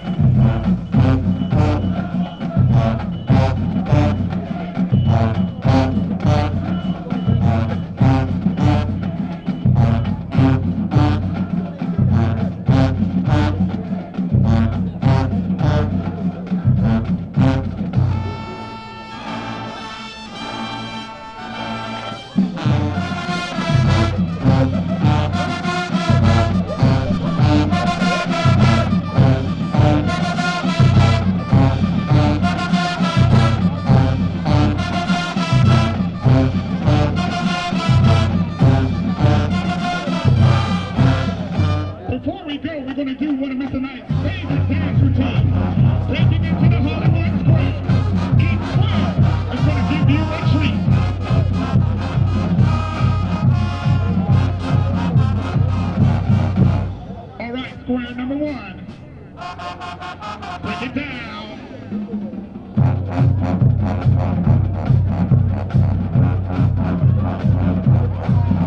Square number two. Turn up.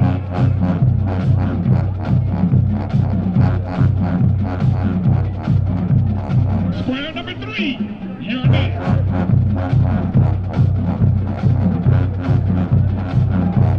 Square number four. Take us home.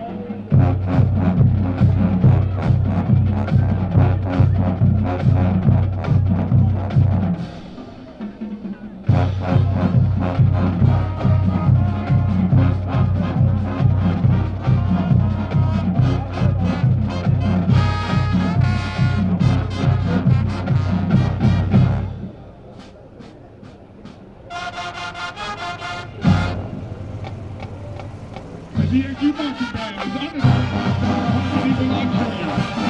This is Ron Wilson, Mr.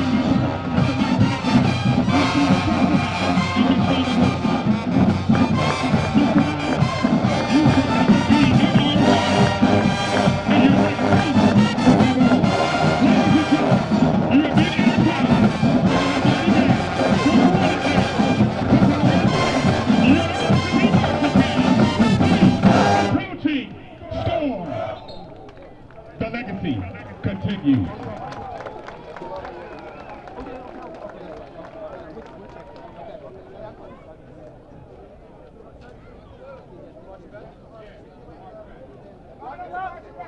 Will Melbrow Jewelry please report to the press box? We have found your lost ID. Again, Melbrow Jewelry, please report to the press box. We have found your lost ID.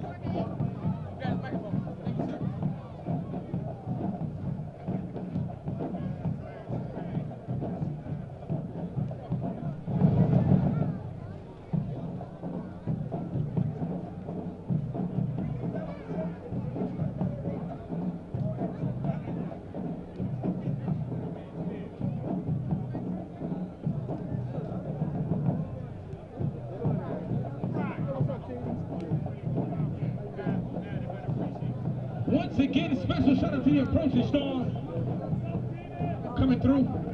I want to give a special acknowledgement and special shout out to our athletic staff and our athletic trainers who work very hard, and they are representing breast cancer awareness by wearing pink sports medicine shirts to show our appreciation and dedication. Shout out to all my ladies up there in pink. We want to give a special show of support for anyone who has had some sort of effect from breast cancer awareness, whether it's directly, indirectly, a family member. We want to show our support here from Delaware State University as we wear pink wristbands by the football team and pink bows from the lady cheerleaders and pink from some of our athletic staff as well.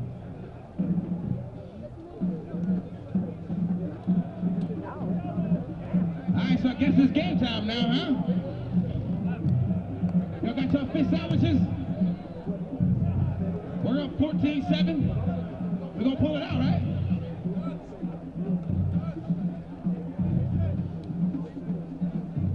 You know what? I'm gonna get some interviews right now, on the spot.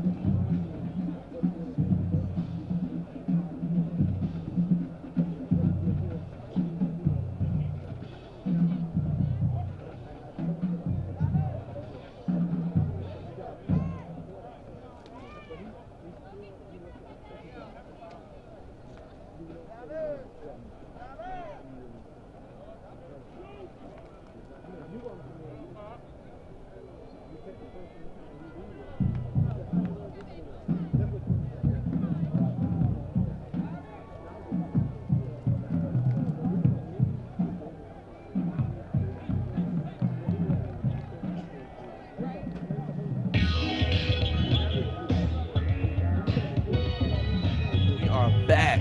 Halftime in the Hornets nest. Hornets lead 14-7. Chris, I'm gonna bring you in looking at some of these stats from the first half. What stands out to you, and what are you looking for as South Carolina State will get the ball first? Well, the Hornets have really struggled to run the football, only 13 yards rushing.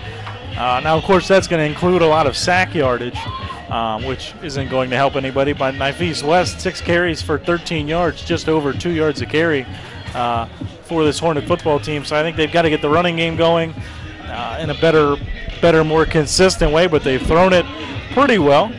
Keenan Black, 7 of 14 with 2 touchdowns and the interception. DeJuan Ford, we mentioned the inaccuracies, but he's 14 of 20, but only for 94 yards, so they've really been underneath. And we mentioned the Hornets spreading the ball around. Fatusu Agadanet's got 4 catches for 65 yards. Tawan Selby, 2 catches for 44 yards. And Trey Gross, we've seen a little bit less of him. Early on, it looked like they were going to really lean on him. They had the deep pass attempt early on, but he's got just the 1 catch, but it's a big one for 29 yards. So, Hornets not running the ball well, but the passing game's made up for it, and the defense has really been tremendous so far. So we'll see if that continues. Neither running game has been very good to this point. Well, South Carolina State did defer when they wanted to toss early on, and they'll kick it deep, and down 7 with the touchdown. They can tie this game up. Let's see what the coaches do after the halftime adjustments, because I'm sure it'll be interesting to see.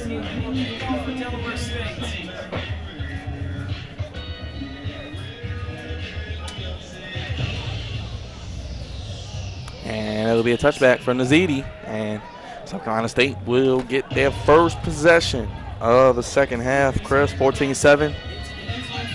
Besides the big run, the defense has kept the South Carolina State offense, in check. Yeah, I mean, the defensive line, I said it a lot, but it's been true all game. The defensive line's really been in the backfield a lot, really getting penetration on the South Carolina State offense, like you said, other than the 1 big 48-yard run. They've been at 7 carries for 19 yards for South Carolina State if you take out the 48-yard touchdown run. So yeah, that's, you just keep relying on the defensive line to keep getting pressure, and the secondary has been pretty good as well. They've made a lot of big plays. So Ford will start off with a run. It'll go back to the man with that 48-yard run, Trey Samuel, and he'll start off the offensive drive for the Bulldogs, as it'll be a 5-yard gain. Ball will be marked at the 30. Well, there was a good push up front from the South Carolina State offensive line. We didn't see much of that in the first half. No, not 22. It was 79 and 20. 7 guys in the box for the Hornets. Anticipating run. It's going to be a play action pass, and it's going to be a pitch and catch, but he's knocked back immediately. Defense, Chris, Hornets, they've been swarming all day, playing fast, sideline to sideline. Yeah, that was a big hit. Looked like South Carolina State was probably going to have the first down, but caught it, came back about a half a yard, and so that they are moving the chain. So they did get the first down. I don't know that that's the correct spot. The receiver kind of went backwards on his own. By the time he was hit, he was behind the first down marker, but first down no less. A generous spot, to say the least. 1st and 10 for the Bulldogs. There's going to be a keeper for Ford up to the 40 to about the 38, 39, 38-yard line. And Ford not doing a lot with his legs early on, but you see the option there, the play action, sets that up. That's Excuse me, looks like we have, McClary in the game. Calvin Giles McClary, excuse me, on the new quarterback in for the Bulldogs. Yeah, so that might be the adjustment that that Coach Pugh wanted to make, bring in the backup quarterback. And it'll be taken in by Hammonds on the carry, gain of about 1. So 3rd down for the Hornet defense. Let's see what they do here. And we'll have a stoppage in play. Someone got a player down on the Bulldogs, it looks like. Looks like it's going to be Victor Ishmael Jr., one of the linemen, the center.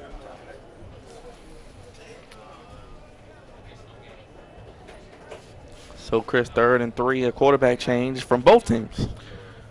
Well, I mean, we'll see what the Hornets do at quarterback. I can't pretend to predict what they're going to do at quarterback. But yeah, I mentioned it. DeJuan Ford been relatively ineffective. He'd really started to lose his accuracy for much of that first half. I think you're going to see more running the football and more option runs with McClary in there for South Carolina State. But you saw there the injured guy, Victor Ishmael, just got rolled up on the run play when the tackle was made. He got rolled up on and still down, so does not look good. But that's one of the dangers for the offensive linemen. I mean, you've got your back to the play, and so when guys get kind of tackled, they roll up on your legs, and you're just kind of along for the ride. And they're big-bodied guys, so when the legs going one way and the weight's going the other, it can really do some damage.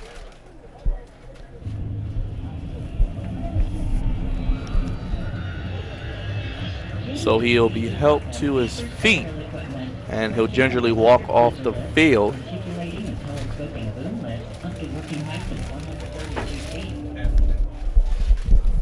So 3rd and 3 at the 42, and like I said, new quarterback in the game for South Carolina State, McClary, will try to get this offense into the end zone, down only 7 out of the halftime break.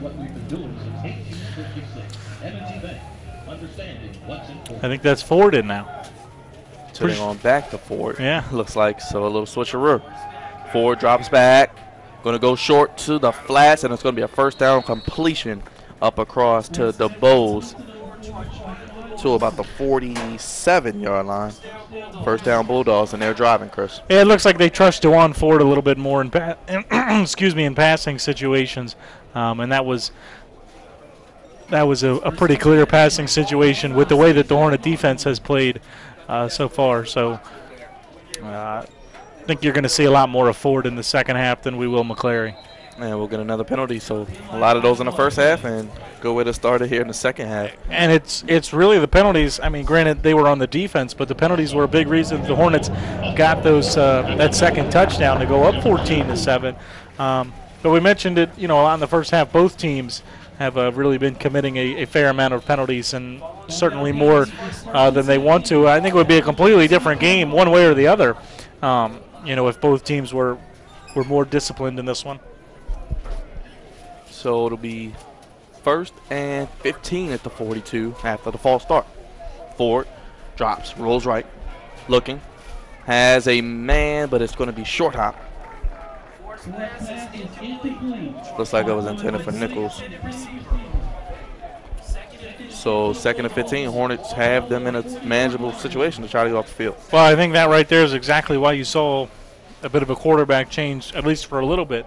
Ford just missing on some throws that they expect him to make. And that was another one, had an open man and missed low and outside. But with it being 2nd and 15, you can't really afford to go back to the running quarterback. You've got to keep the passing threat in there. Ford cannot afford a mistake here. 2nd and 15 on the 42, empty set, knocked away. Intended receiver was Jermaine Baxley. So this is secondary of the Hornets. They've been aggressive all day, and it's paid off. Yeah, you almost jinxed him. I mean, that was a dangerous throw. Coverage was right there. And fortunately for Ford, it wasn't intercepted. But Hornet defense once again coming out, trying to make a statement here early in the second half that the adjustments, the quarterback change doesn't matter. We're not going to be fazed by it. Well, a little announcer bias on my end, but up 14-7. Let's see if the Hornets can keep it up. 3rd and 15 at the 42. Ford drops the throw, has time. He's going to take a shot, has a man. It's going to be knocked away and incomplete. And it'll be 4th down. And the Hornets get off the field again, Chris. Good safety help over the top there. Makes the play. I mean, and that's part of the reason. Probably the biggest part of the reason converting on 3rd down is so difficult. You're in an obvious passing situation. The defense can play back. And, when you have over-the-top help from the safeties, and if your safeties are good enough, they can make plays like that, and it becomes really difficult on 3rd and long. And with the way the Hornets secondaries played today, that was always going to be a challenge for South Carolina State. Benjamin in a punt. Adonai back to return. Let's see if the Hornets bring pressure. They do. They're trying to get a block. Not quite, but they ran into the punter, and that's a penalty. And he's still down, and that'll probably be of the roughing variety, and it'll probably move the chains for the Bulldogs. I've always felt like if you were going to go for a block punt, you really need to be sure that you're going to get there, because if not, that's the result. And you're either giving a 1st down, or giving an extra 5 yards, and depending on the situation, giving a retry at a punt if the punt didn't go well for the other team. So if you're going to go for it, you've got to be sure you can get there.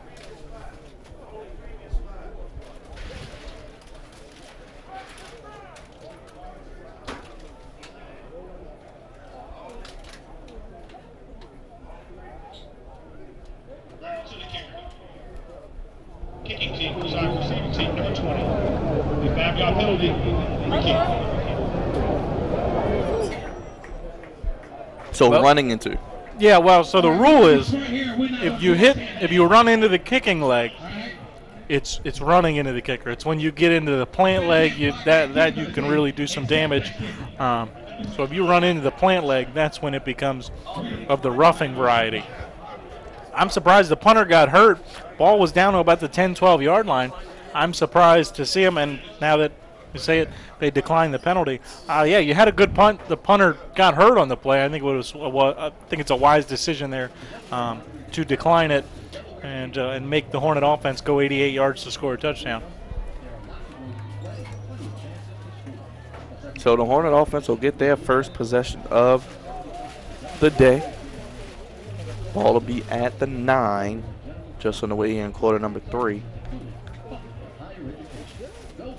And no quarterback change for the Hornets. Keenan Black back in.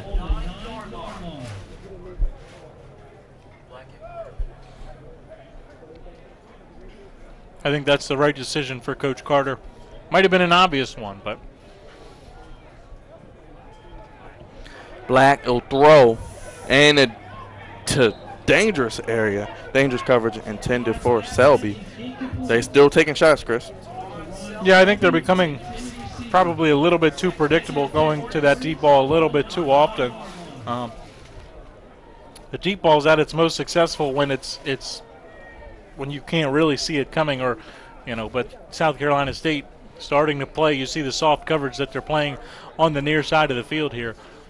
They're really trying to shut down the deep ball for Delaware State. Black drops, has a man, complete. Slant route, first down and more. He's still running. It's Gross. Up to the 39-yard line. You called his name. We've been waiting for him to come back. Only one catch so far. Well, he's a big guy. You can't just bring him down with an arm tackle. I mean, God nay, you might be able to throw down, but Gross. And that's when the deep ball's working, the defense is going to play soft coverage, and you can really take advantage underneath. Big gain on the play. 1st and 10. Black, he'll take it himself. Do it yourself, kid. Gets to the 40. Up towards the 45. They'll call him down at about the 44. So Black, athleticism, turning nothing into something. Yeah, well, just to go back to that last play, like I was saying, you know, when you can beat teams over the top like Delaware State's beat South Carolina State today, it opens up things underneath, and that's where you have to take advantage of it. Lure them back in, take your shot over the top, beat them again once or twice, and then open up underneath. It's kind of a back and forth thing. Play with what the defense gives you. 44-yard line, 2nd and 6. Black going deep to Selby. It's going to be intercepted by the Bulldogs. Just like that, Alex Brown takes it back, and not the best decision there. And, well, that's what I mean. I mean, you can say the decision, and it wasn't a great one because the quarterback always has the decision to run, throw it away, but that was play calling. Once again, they tried to double move, and South Carolina State didn't bite because the Hornets have gone over the top much more than they've gone underneath, so why would I bite on the underneath? Instead, the defense stays back.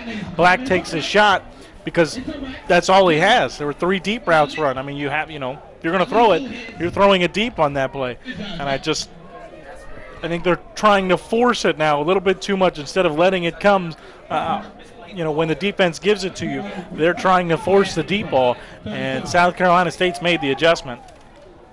1st and 10 at the 29 for the Bulldogs. Ford and a quarterback. Being chased, throws it away. It was a catch, or they're going to call it incomplete, excuse me. And I guess that's what they wanted because that would have been a loss. Yeah, I don't know why you would have. I mean, the smart play would have been to try and knock it down just in case the Hornet defender's there to intercept it. But that was never a ball that should have even been attempted to be caught by South Carolina State. So it'll be 2nd and 10 at the 29. Hornet defense playing physical right up on his receivers. Ford in the gun. See something he doesn't like. Takes the call from the sideline. 10-18 remaining in the 3rd quarter.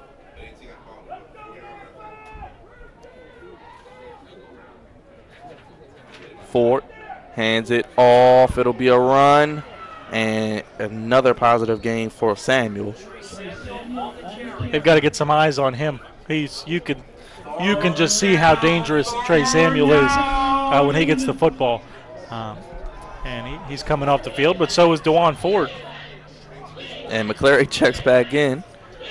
So 3rd down for the Bulldogs. Hornets done a wonderful job. Well, it's pretty obvious right now. McClary's the guy they want running the football, running the option. I'm selling out if I'm the Hornet defense. We're bringing 7, 8, 9 guys in the box, and we're going to stop the run. Looks like 8 to be exact, Chris. And there is a direct snap to McClary. He's running up past the 50, up inside the 45, close to the 40.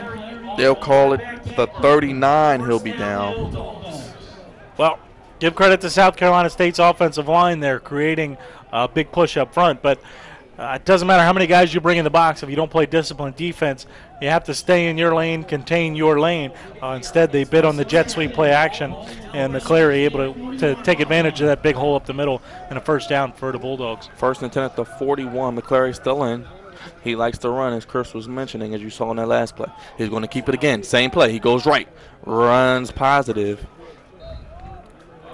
Gets to about the 38. Yeah, you can tell McClary. I mean, they're going to run the ball. They're going to run options, almost like a wildcat, just with a quarterback who has some ability to throw the ball. I wouldn't be surprised to see them try, a pass, maybe a short pass here, just to keep the Hornets off balance. But this is pretty clearly an option attack. 8:30 remaining, 3rd quarter. And it'll be 2nd and 7 at 38. McClary still in. Man in motion. McClary keeps it again. Same play for the 3rd straight time. And McClary still on his feet, driving the pile. He'll get to about the 35, and it'll be a 3rd and short for the Bulldogs.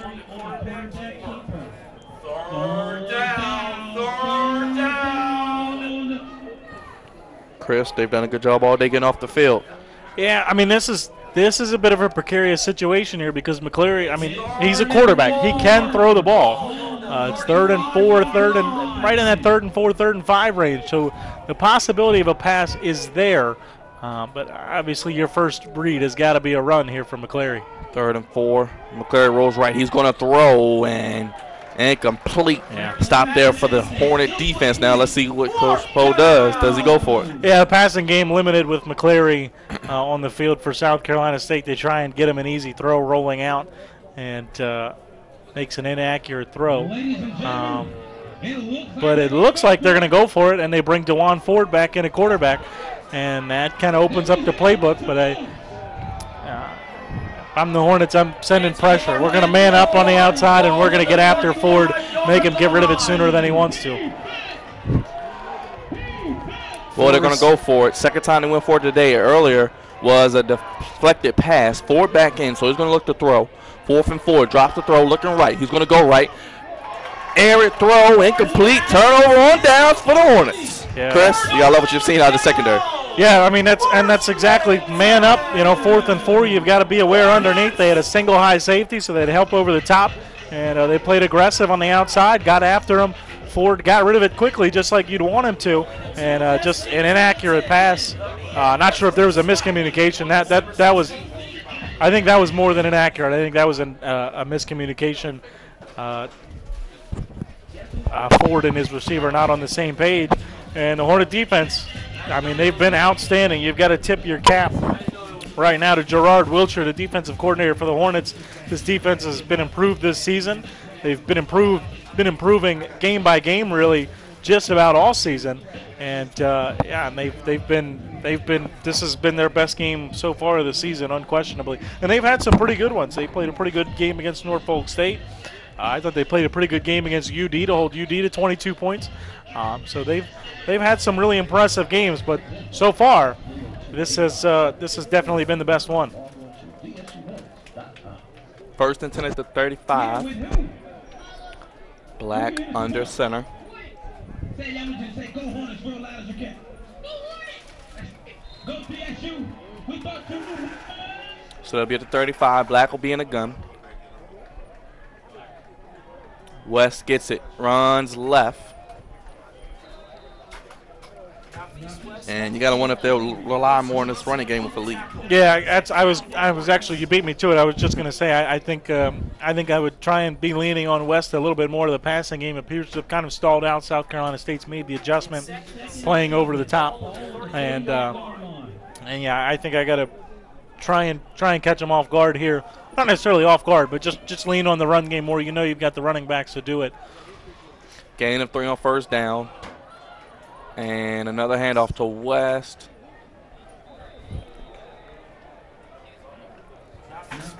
Give South Carolina State some credit as well. Their defense, early on, it looked like the Hornets were going to really take it to them. But all of a sudden now the defense they've settled in. They've made some adjustments, and they've been shutting down this Hornet running game all day long. Well, we said before the game it could be 1st to 20 to win. Yeah. 14-7. Both teams kind of at a stalemate. Yeah.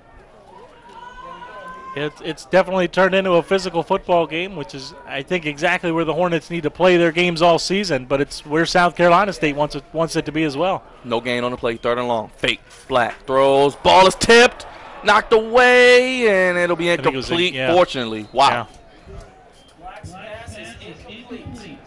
Yeah, they try and go with a quick screen.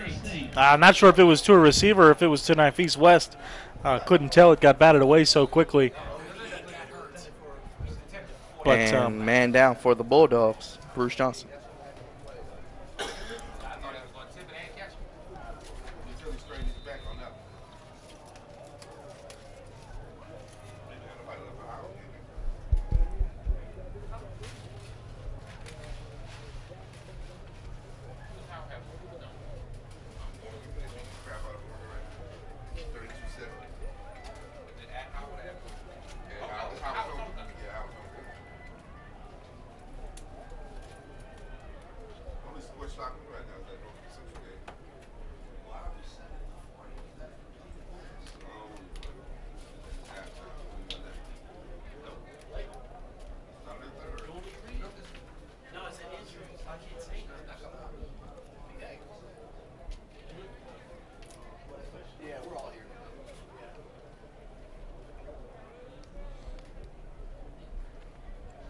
Johnson still down for the Bulldogs. 4th and 7. Hornets set the punt with 6:23 remaining in the third quarter.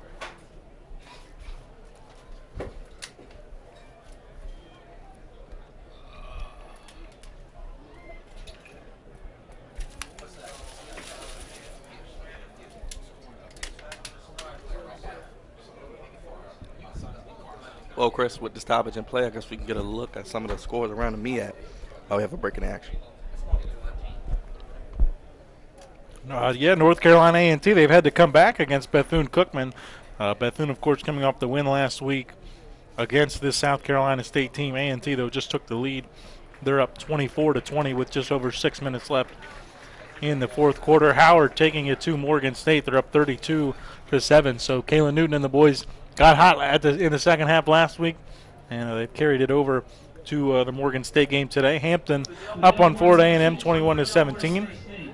And Norfolk State on the road up on North Carolina Central 21-7 as they near the halfway point in the third quarter. Savannah State, their game starts at 6 o'clock tonight. They'll be on the road against Charleston Southern. And a fake. And that's going to be not the smartest decision. I don't know why I don't know why you would do that. That makes no sense. You're winning.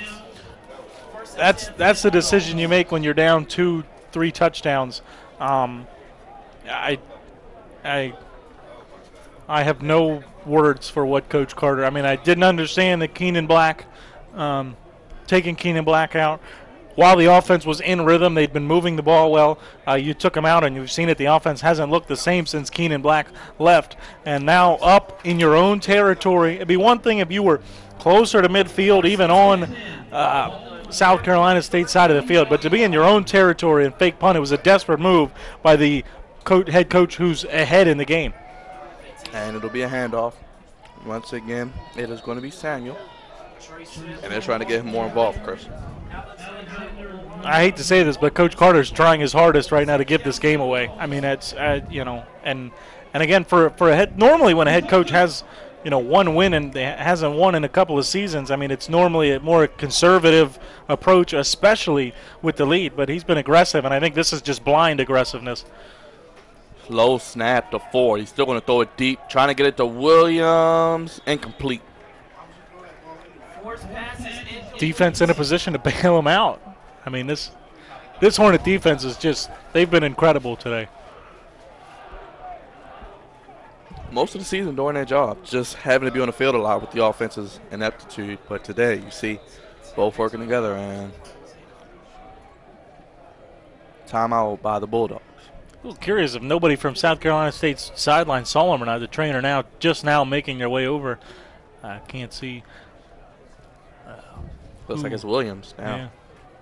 And that won't be good because he's been their most dangerous target so far for South Carolina State. It doesn't look to be too severe, but enough for him to not make it out for this 3rd and 8. And, I mean, this is a big play for both teams. Delaware State, this is an opportunity to get yourself some momentum back. And South Carolina State, I feel like you have to feel like you need to take advantage of the field position that you've got. That Coach Carter and the Hornets basically handed you. And again, 3rd and 8, they've got to take advantage. Ball to 38. Let's see if this is also 4-down territory for the Bulldogs. Option. And it's going to be a run play. And close to a first down is Samuel. Let's see where they spot it.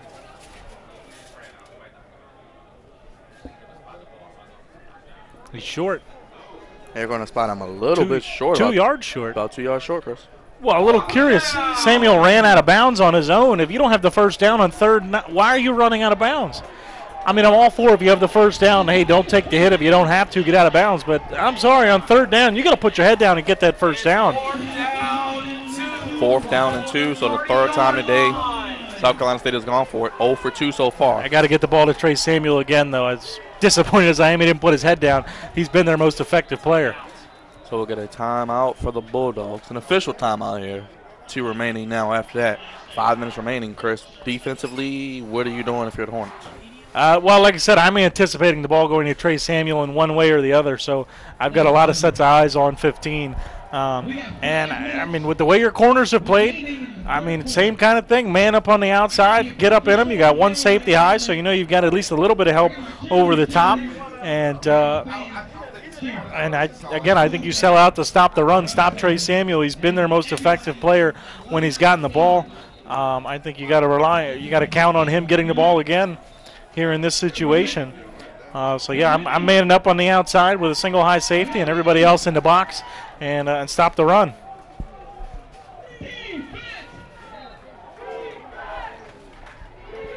McClary in at quarterback. He likes to run. He'll run here.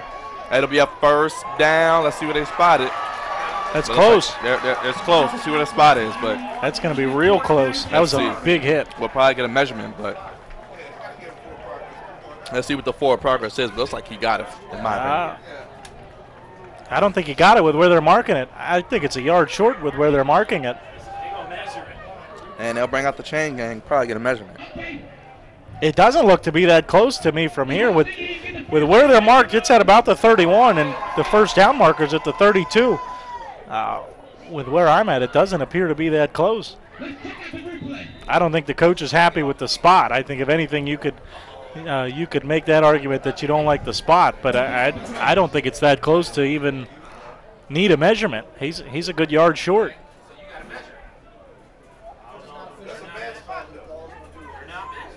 Is the play under review? No measurement. It's a measurement. So they do bring out the chain gain, so they are going to measure, but like I said, it didn't appear to be that close to me. It's a game of inches. Let's see where they spot it. No way.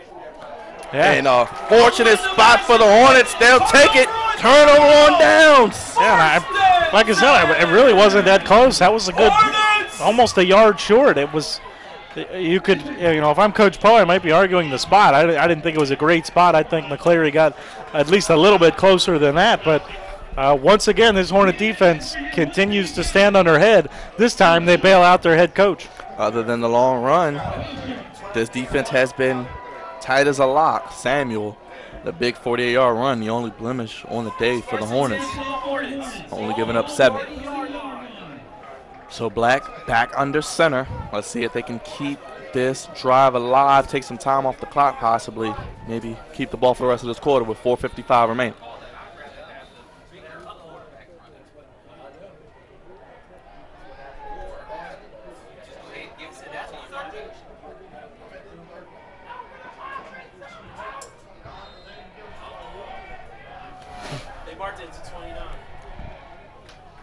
Black in the gun. 2 receivers got in at top of your screen. Selby in the slot. Drops the throw, looking, nowhere to go. Runs right, has room, up past the 30. O's out of bounds at about the 36-yard line, 37.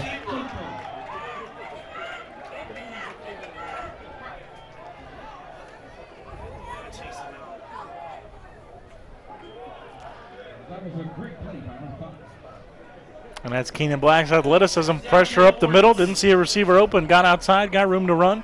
And got a good gain on first down. And this is, surprisingly, this is where they've struggled today. The second and short situations, converting or even getting themselves manageable third down situations, they've struggled. There's a run. It's Wes, and he's going to lose a couple. Remember, no Elaine. He's still hurt. Yeah, and I mean they've been in a lot of 2nd and 3, 2nd and 4s, and they haven't been as effective as you'd like them to be for a lot of this game. And once again, they get into a manageable 2nd down situation, they lose yards, and now I mean 3rd and 5, you'll still take that. It's not a bad spot to be in, but really it should be a lot better. 3rd and 5. Let's see what Black does here. He's in the gun as always. Drops. He's going to run. Has room. Let's see where they spot him. He may be short. Yeah, not enough room.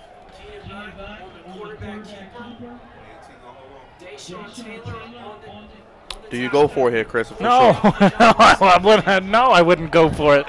Up 14-7 with the way my defense is playing with the punter I have. Pin him inside the 20. Let's go play defense. Make them go 80 yards, to score. I'm still not over the fake punt on the last drive. Last time you said that they went for a fake punt. I mean, the defense has bailed them out, and I don't know what's going on. They're going for it, Chris. They must be listening to us up here in the booth. And they're in a shotgun with only 1 yard to get. Let's see if they're going to actually go through with it. And we have movement by Selby. That'll be a false start, Chris. I'm very confused. I mean, because that to me, it looked a lot in the setup and the way that Keenan Black clapped his hands, tried to get him offside. It looked to me like they're trying to draw him offside. But if you're trying to draw him offside, why is anybody moving? How do you get a false start card? So he wants the ball as a receiver. Right. I mean, like I said, it looked like they were trying to draw him off sides. But if you get a false start, to me, somebody's ready to snap the ball and go. So either way, probably a good thing that false start was called. Force yourself to punt it. I think that's the best decision for the Hornets. Well, Martinez, another punt, and it will stop immediately and take a favorable bounce for the Bulldogs. Looks like it'll be spotted at about the 29. So, Chris, defense back on the field. They've been playing well, though. Yeah, well's an understatement. They've been outstanding. Again, the pressure up front's been very good, and the D-line, it looks like they've kind of tired out. They haven't been as effective in the second half, but the corners they've been great. The secondary's been really good. So they've kind of picked up the slack here in the second half so far. When you kind of, if you're the Hornets, if you can get this to the fourth quarter at 14-7 and kind of get that fourth quarter surge, it might be enough for this defense to hold it at 14-7. Ford hands it off, and once again, there he is. Uh-oh. It's Samuel. Has room, and he's going to go out of bounds in Hornet territory. Both ends got in the backfield on that play, and they both went to DeJuan Ford. Thought it was going to be a keeper, as we've got an injured Hornet down. That's number 59, Abdul Alejo. But yeah, both ends bit. They thought that Ford was going to keep it, and give Samuel that much open field, he's going to make you pay. And he's really been the most dangerous South Carolina State offensive player to this point, really without question. And I think they know that. That's why you've seen them get the attention to detail to get them the ball here in the second half.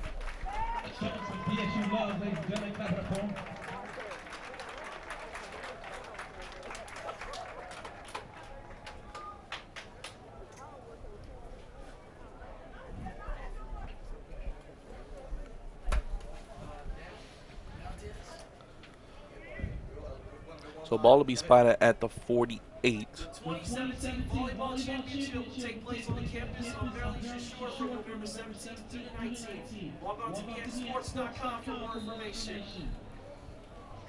First and 10 for the Bulldogs, looking to tie this game up. 2:29 remaining in the third quarter.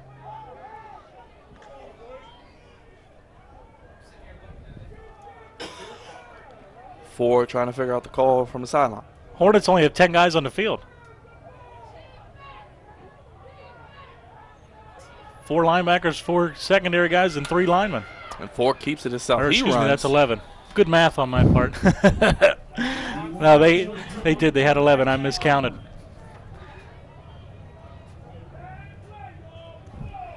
Second down for the Bulldogs. So positive gain on first down there by Ford. Yeah, well, I mean, they now you're paying a lot of attention to Samuel, and it really opens up the read option. 5-yard gain, 2nd and 5. Approaching the end of the third quarter. And now the Bulldogs playing at their own pace, walking to the line. And considering what they want to do, Samuel to the left of Ford. And it's going to go to Samuel. Cuts left, looking for room.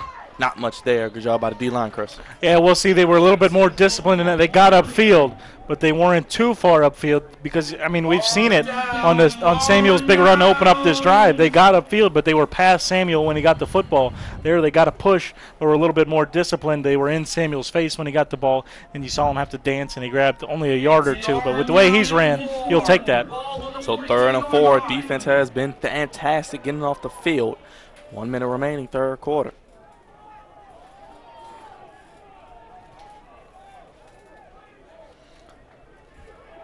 Ford has been in the shotgun all day.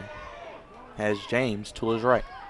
Drops, looking left, throws left, has a man wide open inside the 30 to about the 21-yard line. Complete.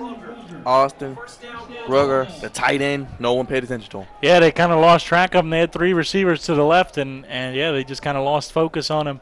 And he was standing all by himself over there on the left side. And easy pitch and catch for Ford, and a first down. And South Carolina State moving the ball. And under 20 seconds to go in the third quarter. So this is going to be a fight till the end, no question about it. 1st and 10 at the 23. Let's see if this is the last play of the quarter, if they get it off. Bulldogs driving. And Ford will run left. It'll be a option, and that option was denied at the point of attack by the Hornets. Great stop on the play. Jihad Nabauer in the backfield. It's always great when your corners come up to make plays. Yeah, I mean, they sniffed that out as quick as you possibly could. I mean, they were just right in the backfield right away. Ford had to pitch it quickly, nowhere to go for the back. And, I mean, that's exactly how you want to go into this fourth quarter if you're the Hornet defense. And a little curious as to see how this goes for South Carolina State. If you don't score here and you're forced to kick a field goal or put in a position where you would kick a field goal, I mean, are you confident that you're going to go down the field with another, scoring drive and get in the end zone? Again, I'm curious to see how South Carolina State approaches the rest of this drive. Well, Chris, this is money time, fourth quarter, and it'll be a 2nd and long for the Bulldogs coming out of the break. Yeah, and again, like I said, I'm curious to see how they approach this. Are they content with a field goal, or do they feel like they need to take advantage of this drive? Because this has been the best drive they've had throughout the game. Their touchdown came on a one-play, 48-yard running play. So, the offense has not been this effective all game long. So, to me, very curious to see Coach Poe's level of urgency and how much faith he has in the offense to keep this going with the way that this Delaware State defense has played. But, again, you got to give the Hornets a lot of credit for the way they played today. But I think you need one more drive out of your offense. You need one more get down the field, get some points on the board, and really put some pressure on the South Carolina State team to go score twice. So 14-7 Hornets. It's been a tough losing streak, Chris. How many games? 17 we're at? I lost count. I'm not the one to ask. It's been tough. I mean, and we mentioned the opportunity they had last week. It looked like they were going to be in the lead heading to halftime, and they let it go. This is by far as late into a game as they have led all season long. And yeah, I mean, they've been really good holding South Carolina State to 3 of 11 on third down, 0 for 3 on fourth down. Time of possession has begun to swing South Carolina State's way, but this has been a very impressive game from this Hornets, especially on the defensive side of the ball. So Ford drops the throw, throws it. Let's see what they call it. Looks like it's going to be a completed pass to the 11-yard line and a first down out of the intermission and completed. Quan Caldwell. They called his number and he answered. Yeah, you get that big play on first down for the Hornet defense, and then you follow it up, falling asleep, leaving a man open over the middle. Ball at the 12, 1st and 10. James joins Ford in the backfield. Just underway in quarter number 4. Hornet defense in the shadow of their own end zone trying to defend. Keep that lead. This could be 4-down territory, though. It's going to be a fake. Ford keeps it, runs left, cuts upfield, gets to about the 8. And, Chris, when you're in the shadow of your own end zone, what are you doing defensively? Well, red zone defense is the easiest defense to play because you don't really have to worry about getting beat over the top.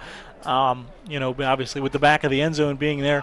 So it's, you pay more attention at the line of scrimmage. That's where the point of attack really comes into play. You've got to win up front. You've got to win at the line of scrimmage. If you're the defensive backs, you can't allow anything underneath. Make them fit it between you and the back line, if you're the defense. Ford takes it. Ball at the 6, rolls right, throws, has a man for a touchdown, and we're an extra point away from a tie game. Ford to Caldwell. Caldwell completed the pass, caught the pass on the 3rd down, and catches the touchdown. Yeah, it got outside, and Hornets kind of were covering the middle of the field there. That's where South Carolina State looked like they were trying to go for much of the drive, and then they go outside. Hornets weren't prepared for it, and you said it now, an extra point away from a tie football game, and Hornet offense has to be disappointed with the way that they played since the score became 14-0.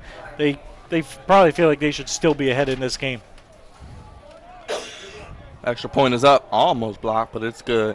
8 plays, 72 yards, 4 minutes, 10 seconds for the Bulldogs to tie this game up. And we got some extracurricular activities going on the field. Both teams got to be a little bit smarter than that. You know, I mean, that's 15 yards. If you do happen to get a flag thrown on you for the wrong thing, that's not a smart decision. You got to get out of there, and keep yourself in, keep yourself out of harm's way. But I mean, this is answer time. This is, if you're the Delaware State Hornets, if you're Keenan Black, this is the best opportunity. Where you keep your job. Right. I mean, it is. It's where you win the job, really. It's where you say, Coach, enough with this. I'm the guy. But I mean, it's answer time for the whole offense. You've been slowed down. Granted, South Carolina State, very, very good defense. So there's no shame in it. But you made the plays happen earlier. You need that one more drive. Go score another touchdown, even if you get a field goal. With the way your defense has played for a large majority of this game, you feel confident with any kind of points that you're able to get right now. Worst thing that can happen to me on this Hornet drive is get to midfield about. If you do that, you can give Romo Martinez a chance to pin South Carolina State deep, and you can kind of win it with field position.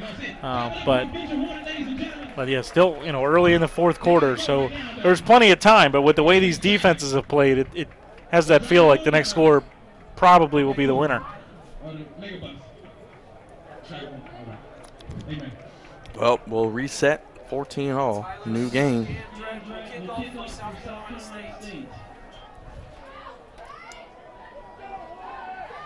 Scandra set the kick. West back deep to return. Again, no Bryce in the lane. Still banged up.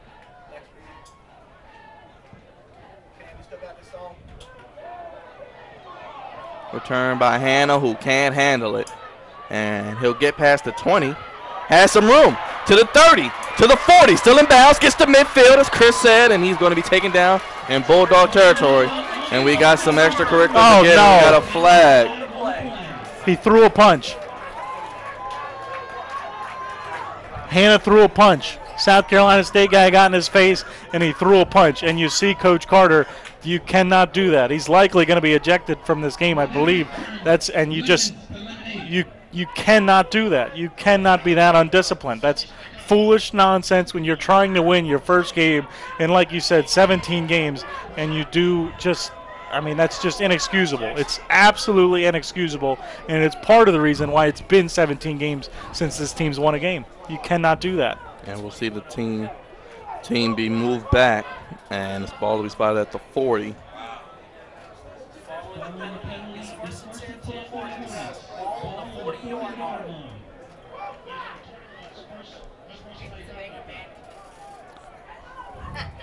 And instead of being on the other side of the field, they're at the 40. It's still good field position. It's still a good return, but I just talked about after the extra point, you cannot cost yourself 15 yards in this kind of situation. Black will throw, drops, nowhere to go, goes deep, and it'll be almost intercepted into double coverage. And now Keenan Black starting to make some questionable decisions. I don't like the play calling. They're continuing to try and beat South Carolina State over the top. I'd like to see some more screens, some read options. Keenan Black's been successful running the ball so far today. I'd like to, try and open that up more so than this deep passing game, because South Carolina State has made the commitment that they're not going to get beat over the top. So 2nd and 10 from the 40. 13-15 remaining in final quarter here. Black still throwing. Going deep. Overthrown. Almost intercepted. Great job there by Selby, knocking it away, so it's not an interception.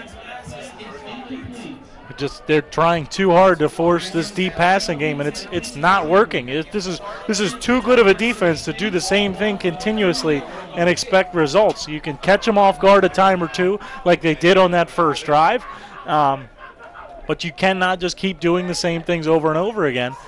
And now you leave yourself in 3rd and 10, and there's really no good reason for it. So 3rd and long. Gross bottom of your screen. Looks like it's going to be man-to-man across the board. Black drops the throw. Nowhere to go. He's pushed back. He's going to be taken back. Flag on the play. Sacked by, looks like all of the South Carolina State defense. Let's see what the penalty is.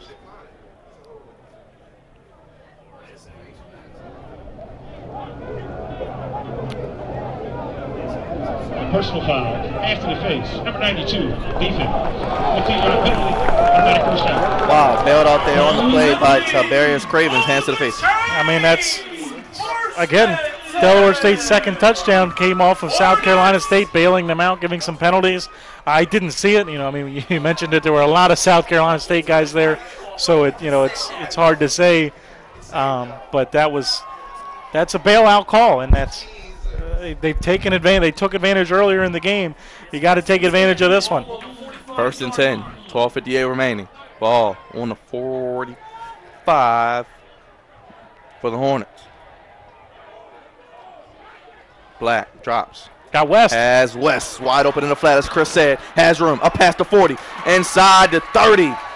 Approaching the 25, and just like that, Chris, that penalty comes back to bite him. Well, and that's a great job by Keenan Black. You said it, but you need to take advantage. Good teams take advantage when you're given help. Great job by Keenan Black. You're going to see it here on the replay. Black recognized the blitz, and there's West. You've got your hot route right there to dump it off, and tons of room in front. That's the play earlier. That was the interception. He had the flat wide open. Yep. This time he makes the right read, gets the completion. Big game. 1st and 10 at the 27. Let's see if they go back to West. And Black rolls, throws, has a man wide open. It's Selby to the 10, inside the 10. It's going to be 1st and goal for the Hornets. Chris, they're driving. I think that was Jordan Hanna, actually. Hanna, who I'm surprised they put him on the field. If I was the coach, he wouldn't have been on the field after the mistake he made. But I like this. Keenan Black's got athleticism. If you get him out of the pocket, it forces the defense to pick your poison. If I come at him, he can beat me over the top. If I don't, he can run it. I like getting Keenan Black out of the pocket, giving him options. Hanna on the reception, after that great return, but taken back because of the penalty. West in the backfield. Keenan Black, quarterback draw. Has room, gets to the 10, so not much there. South Carolina State really getting aggressive on defense. That's another blitz. Black missed the first one, but they had him spied, and I think he ended up losing about a yard or two. It's still 2nd and goal, but they're in field goal range. They've got arguably the best kicker in the conference. The important thing here is you cannot turn the football over. So 2nd and goal from the 10. Black, this is your job to win. Let's see if you can do it. Crowd on their feet. As we're at 11 minutes remaining in regulation. Black drops. Rolls left again. Nowhere to go. Has a man. Throws it. It is short hopped. Got in there. Was wide open. He had him. He had him. That's a throw you've got to make. At this level, it's obviously it's not the NFL. It's not the upper level Division I, but that's a throw you've got to make in the end zone with the game, being what it is right now, and an opportunity to score on this defense. You've got to take advantage. You can't waste opportunities like that. 3rd and goal. Let's see what the Hornets do. They don't want to give up their field position. They still are in field goal range. Yeah, curious to see if Coach Carter's got anything up his sleeve maybe for this kind of situation. Black drops. Pressure. Evades it, runs, goes down, and he is taken down by that South Carolina defense. Deshaun Taylor, a sack, his 2nd of the day. 4th down for Delaware State. So they'll take the 3. This was the kind of situation you need to take advantage of a guy like Trey Gross. Get him the ball, at least give him an opportunity. These are the chances, when you can throw it up to your big guy up in the corner. And maybe make something happen. But 39-yard attempt here, Chris. Nazidi puts that perfect streak on the line. Can he keep it? It is up. It is good. Through the uprights. Hornets take a 3-point lead, 17-14. And that's big. I said it. It felt like the next score might 29-yard field goal. 20. That's all right. I had bad math earlier today too. So not as bad as yours. But I mean, that's a great response by this Hornet offense. They were helped out by the big return. Kind of hurt themselves, but then got some. So this has been a bit of a sloppy game. A lot of penalties, some undisciplined play, but ultimately, again, the good teams are going to take advantage of it, and the Hornets have done so far. 8 for 48, 311. 8 plays, 48 yards, 3 minutes, 11 seconds. So the response started off a little shaky with the kick return penalty. Then you had. Oh, it started great, and then you punch a guy in the face, and then you hurt yourself. No, it was quite a wild sequence. It wouldn't be a DSU football game if it wasn't, especially if they're trying to win a game. 17-14. That's disrespectful if I've ever heard it. I'm just saying.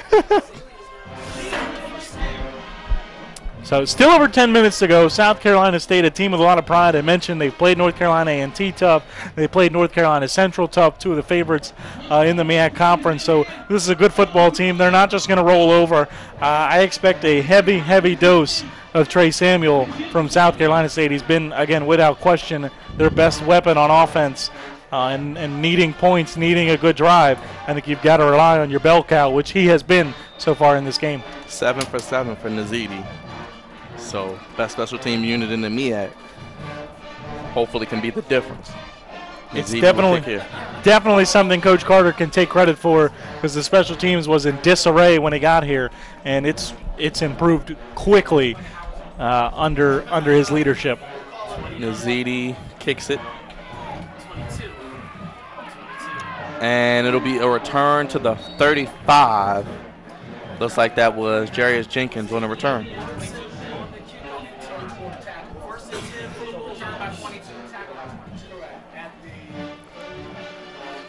So pretty good field position now for South Carolina State after the good return. And, yeah, I mean, this is, again, if you're the Hornet defense, this is that fourth quarter surge I was talking about. Looked like they were starting to fizzle out at the end of the third. But this is where you kind of, being tired doesn't matter. It's all those, all those two-a-days, all those extra reps that you put in. This is why you do them. Ford hands it off. And there's your guy. Once again, Samuel, but not much there. They bottle him up. Surprising. I mean, he's been effective in space today. They go up the middle, with a bit of a physical kind of power run. I probably would have tried to get it to him on the outside. The option's been effective with Trey Samuel for him. So, but good play there by the Hornets. Again, the defensive line starting to impose their will again up front. 2nd and 9 at the 36. 9:30 remaining in regulation. The Hornets with the 17-14 lead. No safeties over the top for Delaware State. Looks like it's man across the board. 4 drops. Has all day. Overthrows his man. And that's incomplete. Ford saw the no safeties as well. Tried to take a shot and it didn't pay off. And, and now you've got 3rd and 9. And so this is an opportunity for the Hornet defense. We saw South Carolina State make a play on the last drive and got it negated because of a penalty. See if the Hornets can fare better. It's not 4-down territory yet. So I don't think South Carolina State, I don't think you're going to see anything crazy from them just yet. But this is absolutely a big play in this football game. Selby on the coverage on the last play. 3rd and 9. Ford looking to throw. Has time. It's going to be overthrown and intercepted. Bobbled and juggled. And it is an interception. This secondary has earned their keep today, Chris. Interception on the play. Looks like it's intercepted. Holds. 1st and 10. Hornets. Interception by Smith. Devin Smith on the play.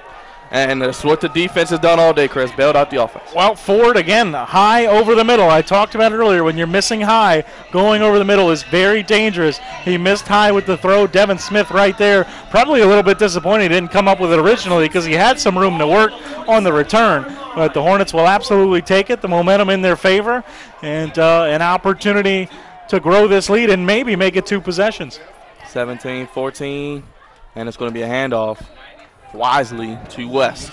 Yeah, as good as the passing game has been, they need to try and use the clock. The clock's their friend right now. Normally it's not been in these late game situations. Today it is. Milk it as much as you can. 2nd and 8, they'll call it. Ball to 49, as Chris said. Clock's your friend as we're approaching 8 minutes remaining. 3-point lead, interception. 4th second of the day. Smith on the interception. Still 10 on the play clock. Black has time. He'll take his time. Once the snap, he gets it. Black, they're still throwing. Gross. Completed, and he stays in bounds, Chris. I like it. I mean, because the running game hasn't been great. South Carolina State stacked the box. It was going to be tough to run in that situation. Instead, they take a short throw underneath. Gross stays in bounds, and you keep the clock moving. And you said it, 3rd and 3.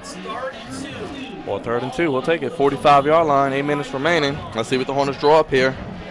And again, up 3. This is one of those situations. The playbook's open. You can run it, read option. You can throw it. West to the right of Black. It's going to be a keeper by Black, and that's going to be a 1st down for the Hornets. You said read option. You said open playbook. They must be listening.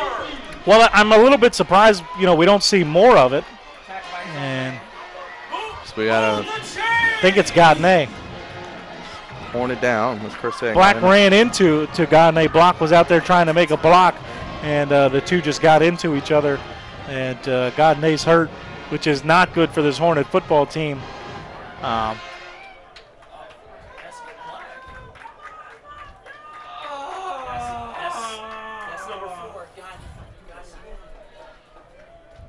And he'll be helped to the sideline.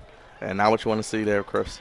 Yeah, well, with where this game is at right now, it might not be the biggest loss for this game because you're going to rely a lot on the running game. No pressure on that leg, by the way. Yeah, it doesn't look to be great. Yeah, they're basically carrying him off.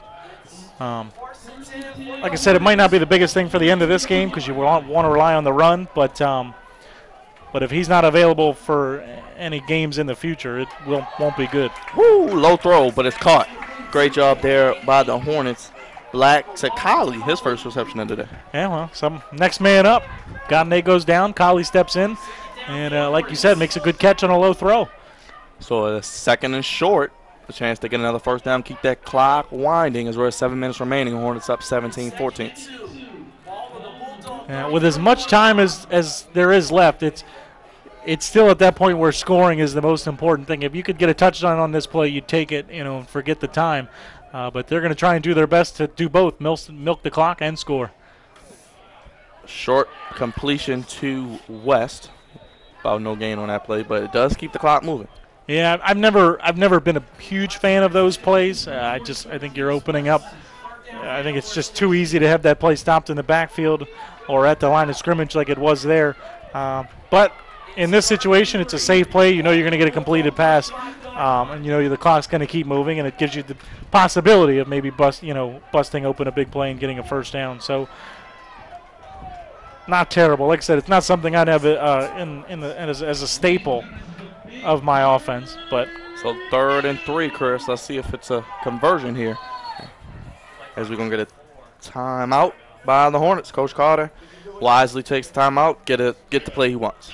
Yeah, well, and a play clock winding down as well. So at this point, you can't afford to lose 5 yards. It would be a 52-yard field goal from here. Nazidi's been really good this year. 52 is a long way. I think they're definitely focused right now on grabbing this 1st down and converting this.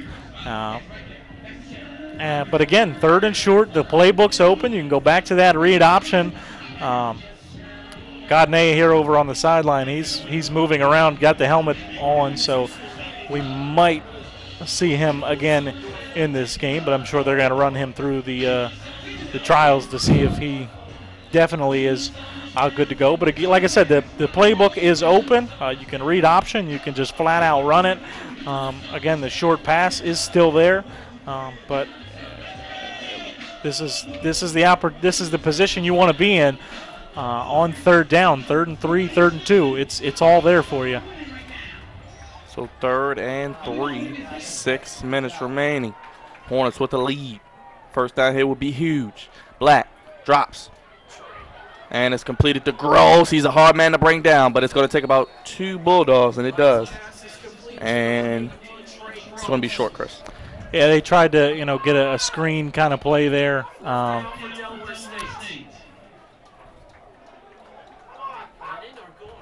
And let's see, they're keeping.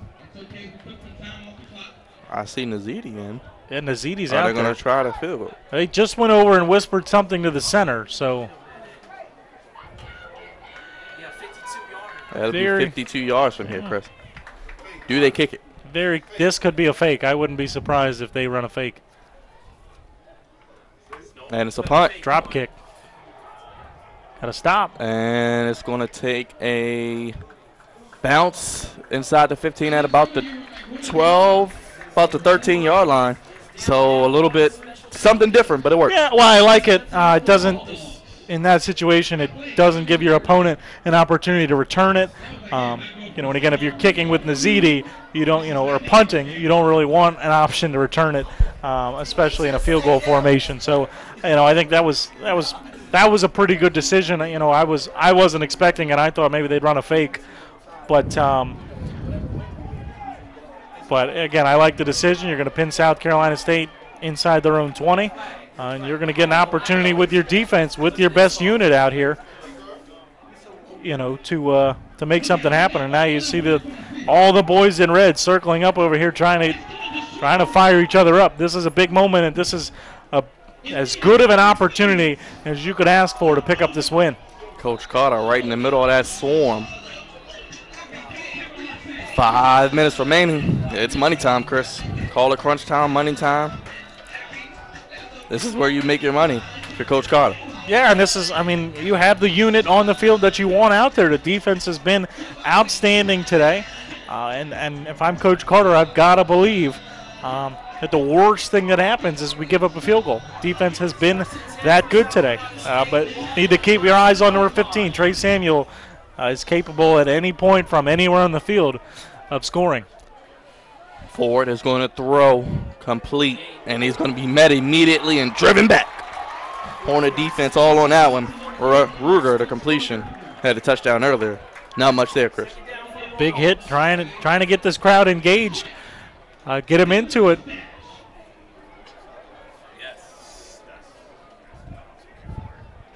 So it'll be 2nd down and 3 from the 20.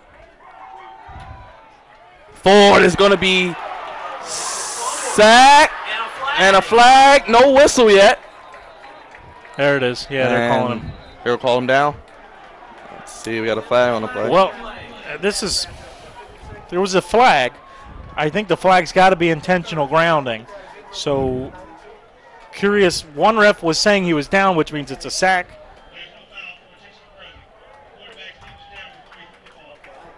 So they're going to call it a sack. Either way, it wouldn't be a huge thing. Intentional grounding is a loss of down and a spot foul. So they call him down, which I think from there looks to be the right call.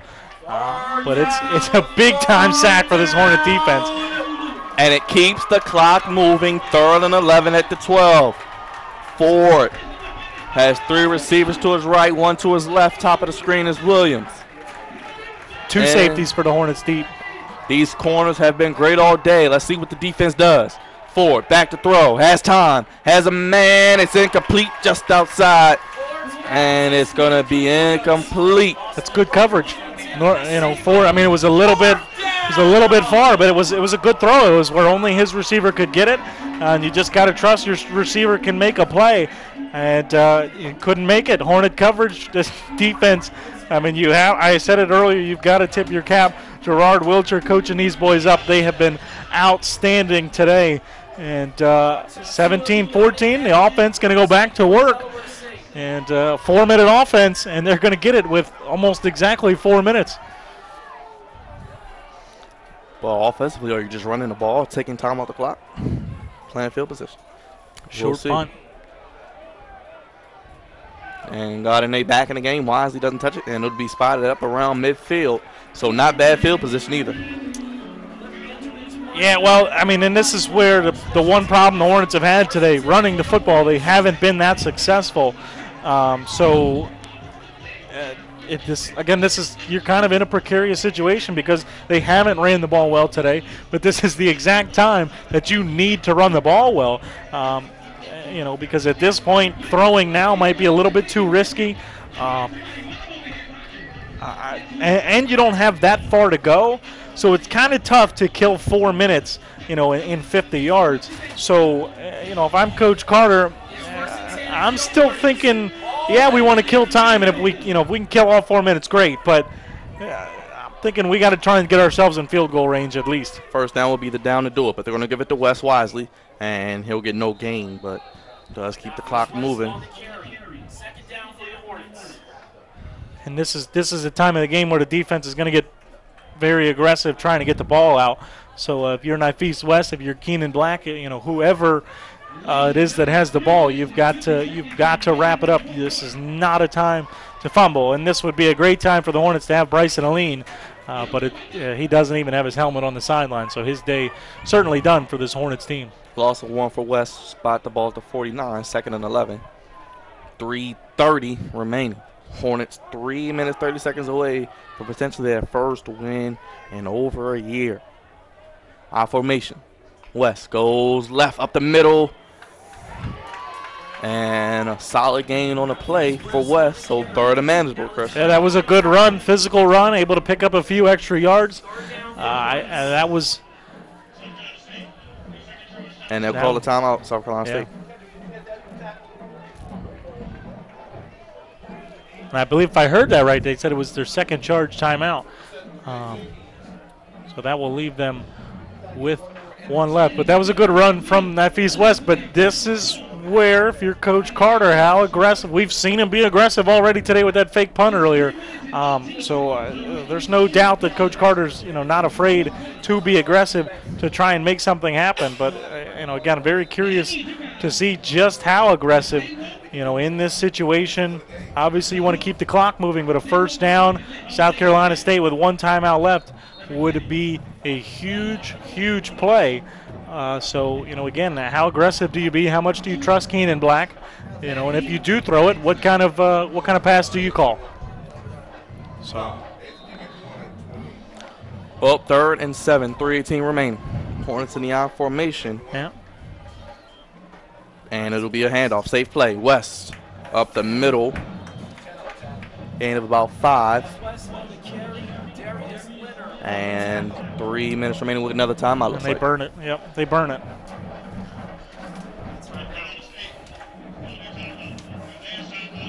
So none remaining, as you said, Chris. Well, and this is where that special teams field position, I talked my first key to the game, field position. You've got it at midfield. This is the opportunity. You've got the best punter in the conference.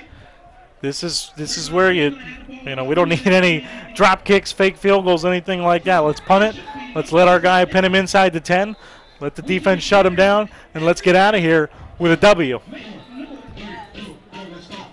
I don't think this is any time for trickeration or anything like that. I think this is where you line up and say, I trust our punter. I trust our defense. This is where we're going to go win this football game.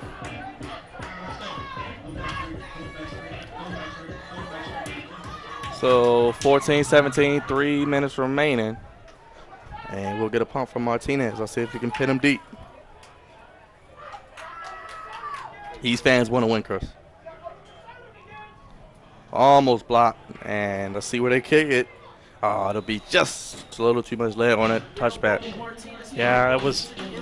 He expects better of himself, but again, with as good as he has been all year, you live with that. You know that he knows he messed up, should have done better, and But again, you're still asking this South Carolina State team to travel a pretty decent ways down the field, and the passing game has been largely ineffective in this second half, and they're going to have to do it through the air without any timeouts. So this is the opportunity that this Hornets defense has been asking for all season long, an opportunity for them to win the game. So defense on the field, Chris. This is the unit you want.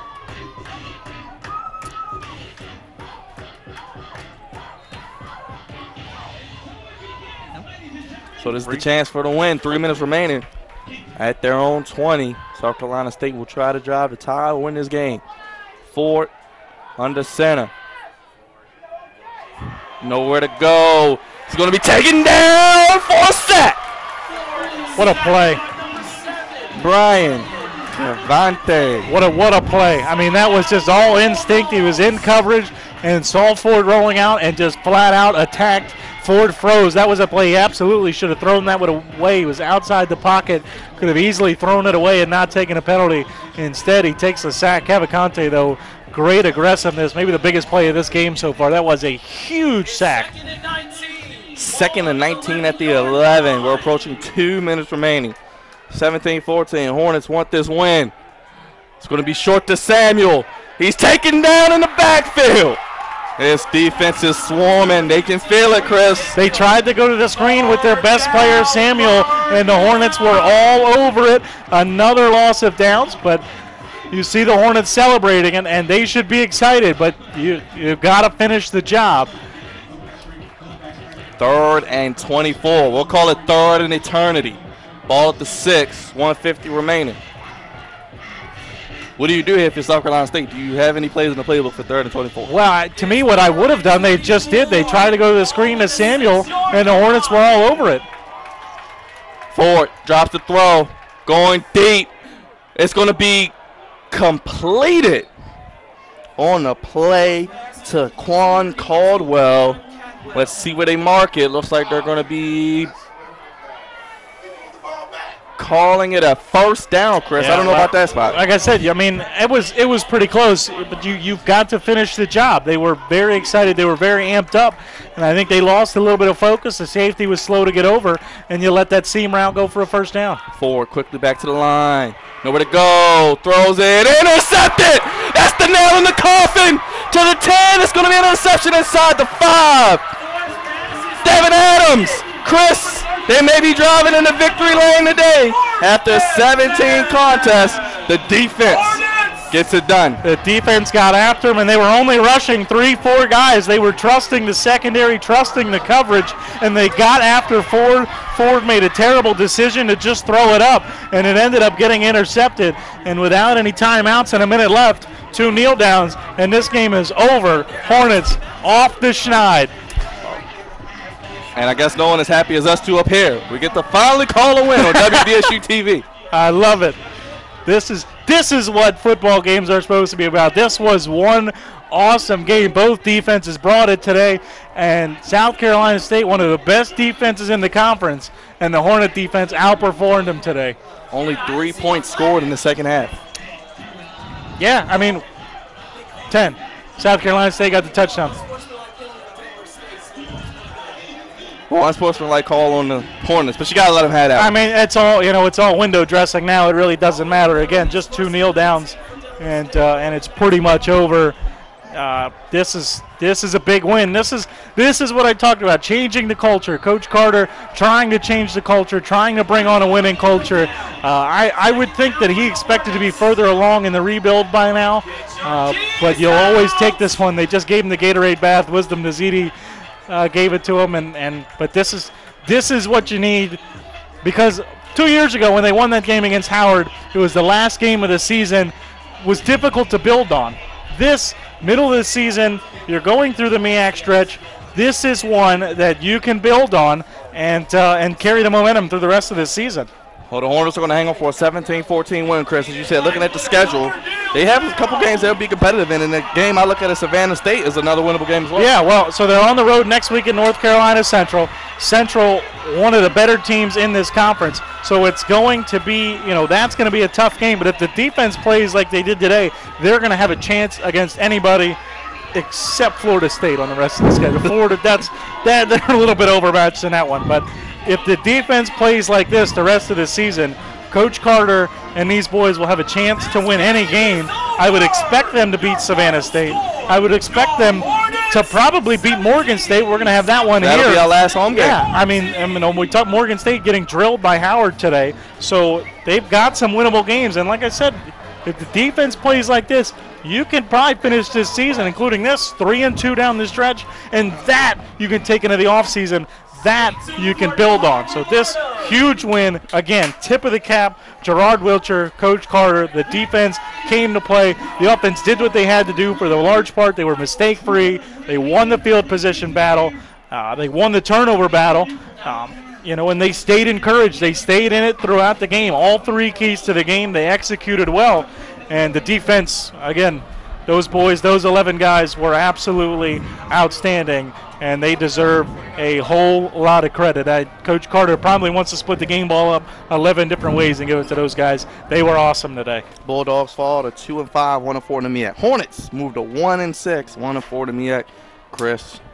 It's a big one. It's a big one. It feels like a lot more than one, doesn't it? You just want to savor that one. You saw the get it back for Coach Carter. The fans are loving it. And the win on open house day when you have future recruits in the building. Not a loss, not a shellacking, but you see a win. It was a competitive game, and especially imagine being a defensive recruit watching this. I mean, this is, with the way those boys played, this is something you want to be a part of.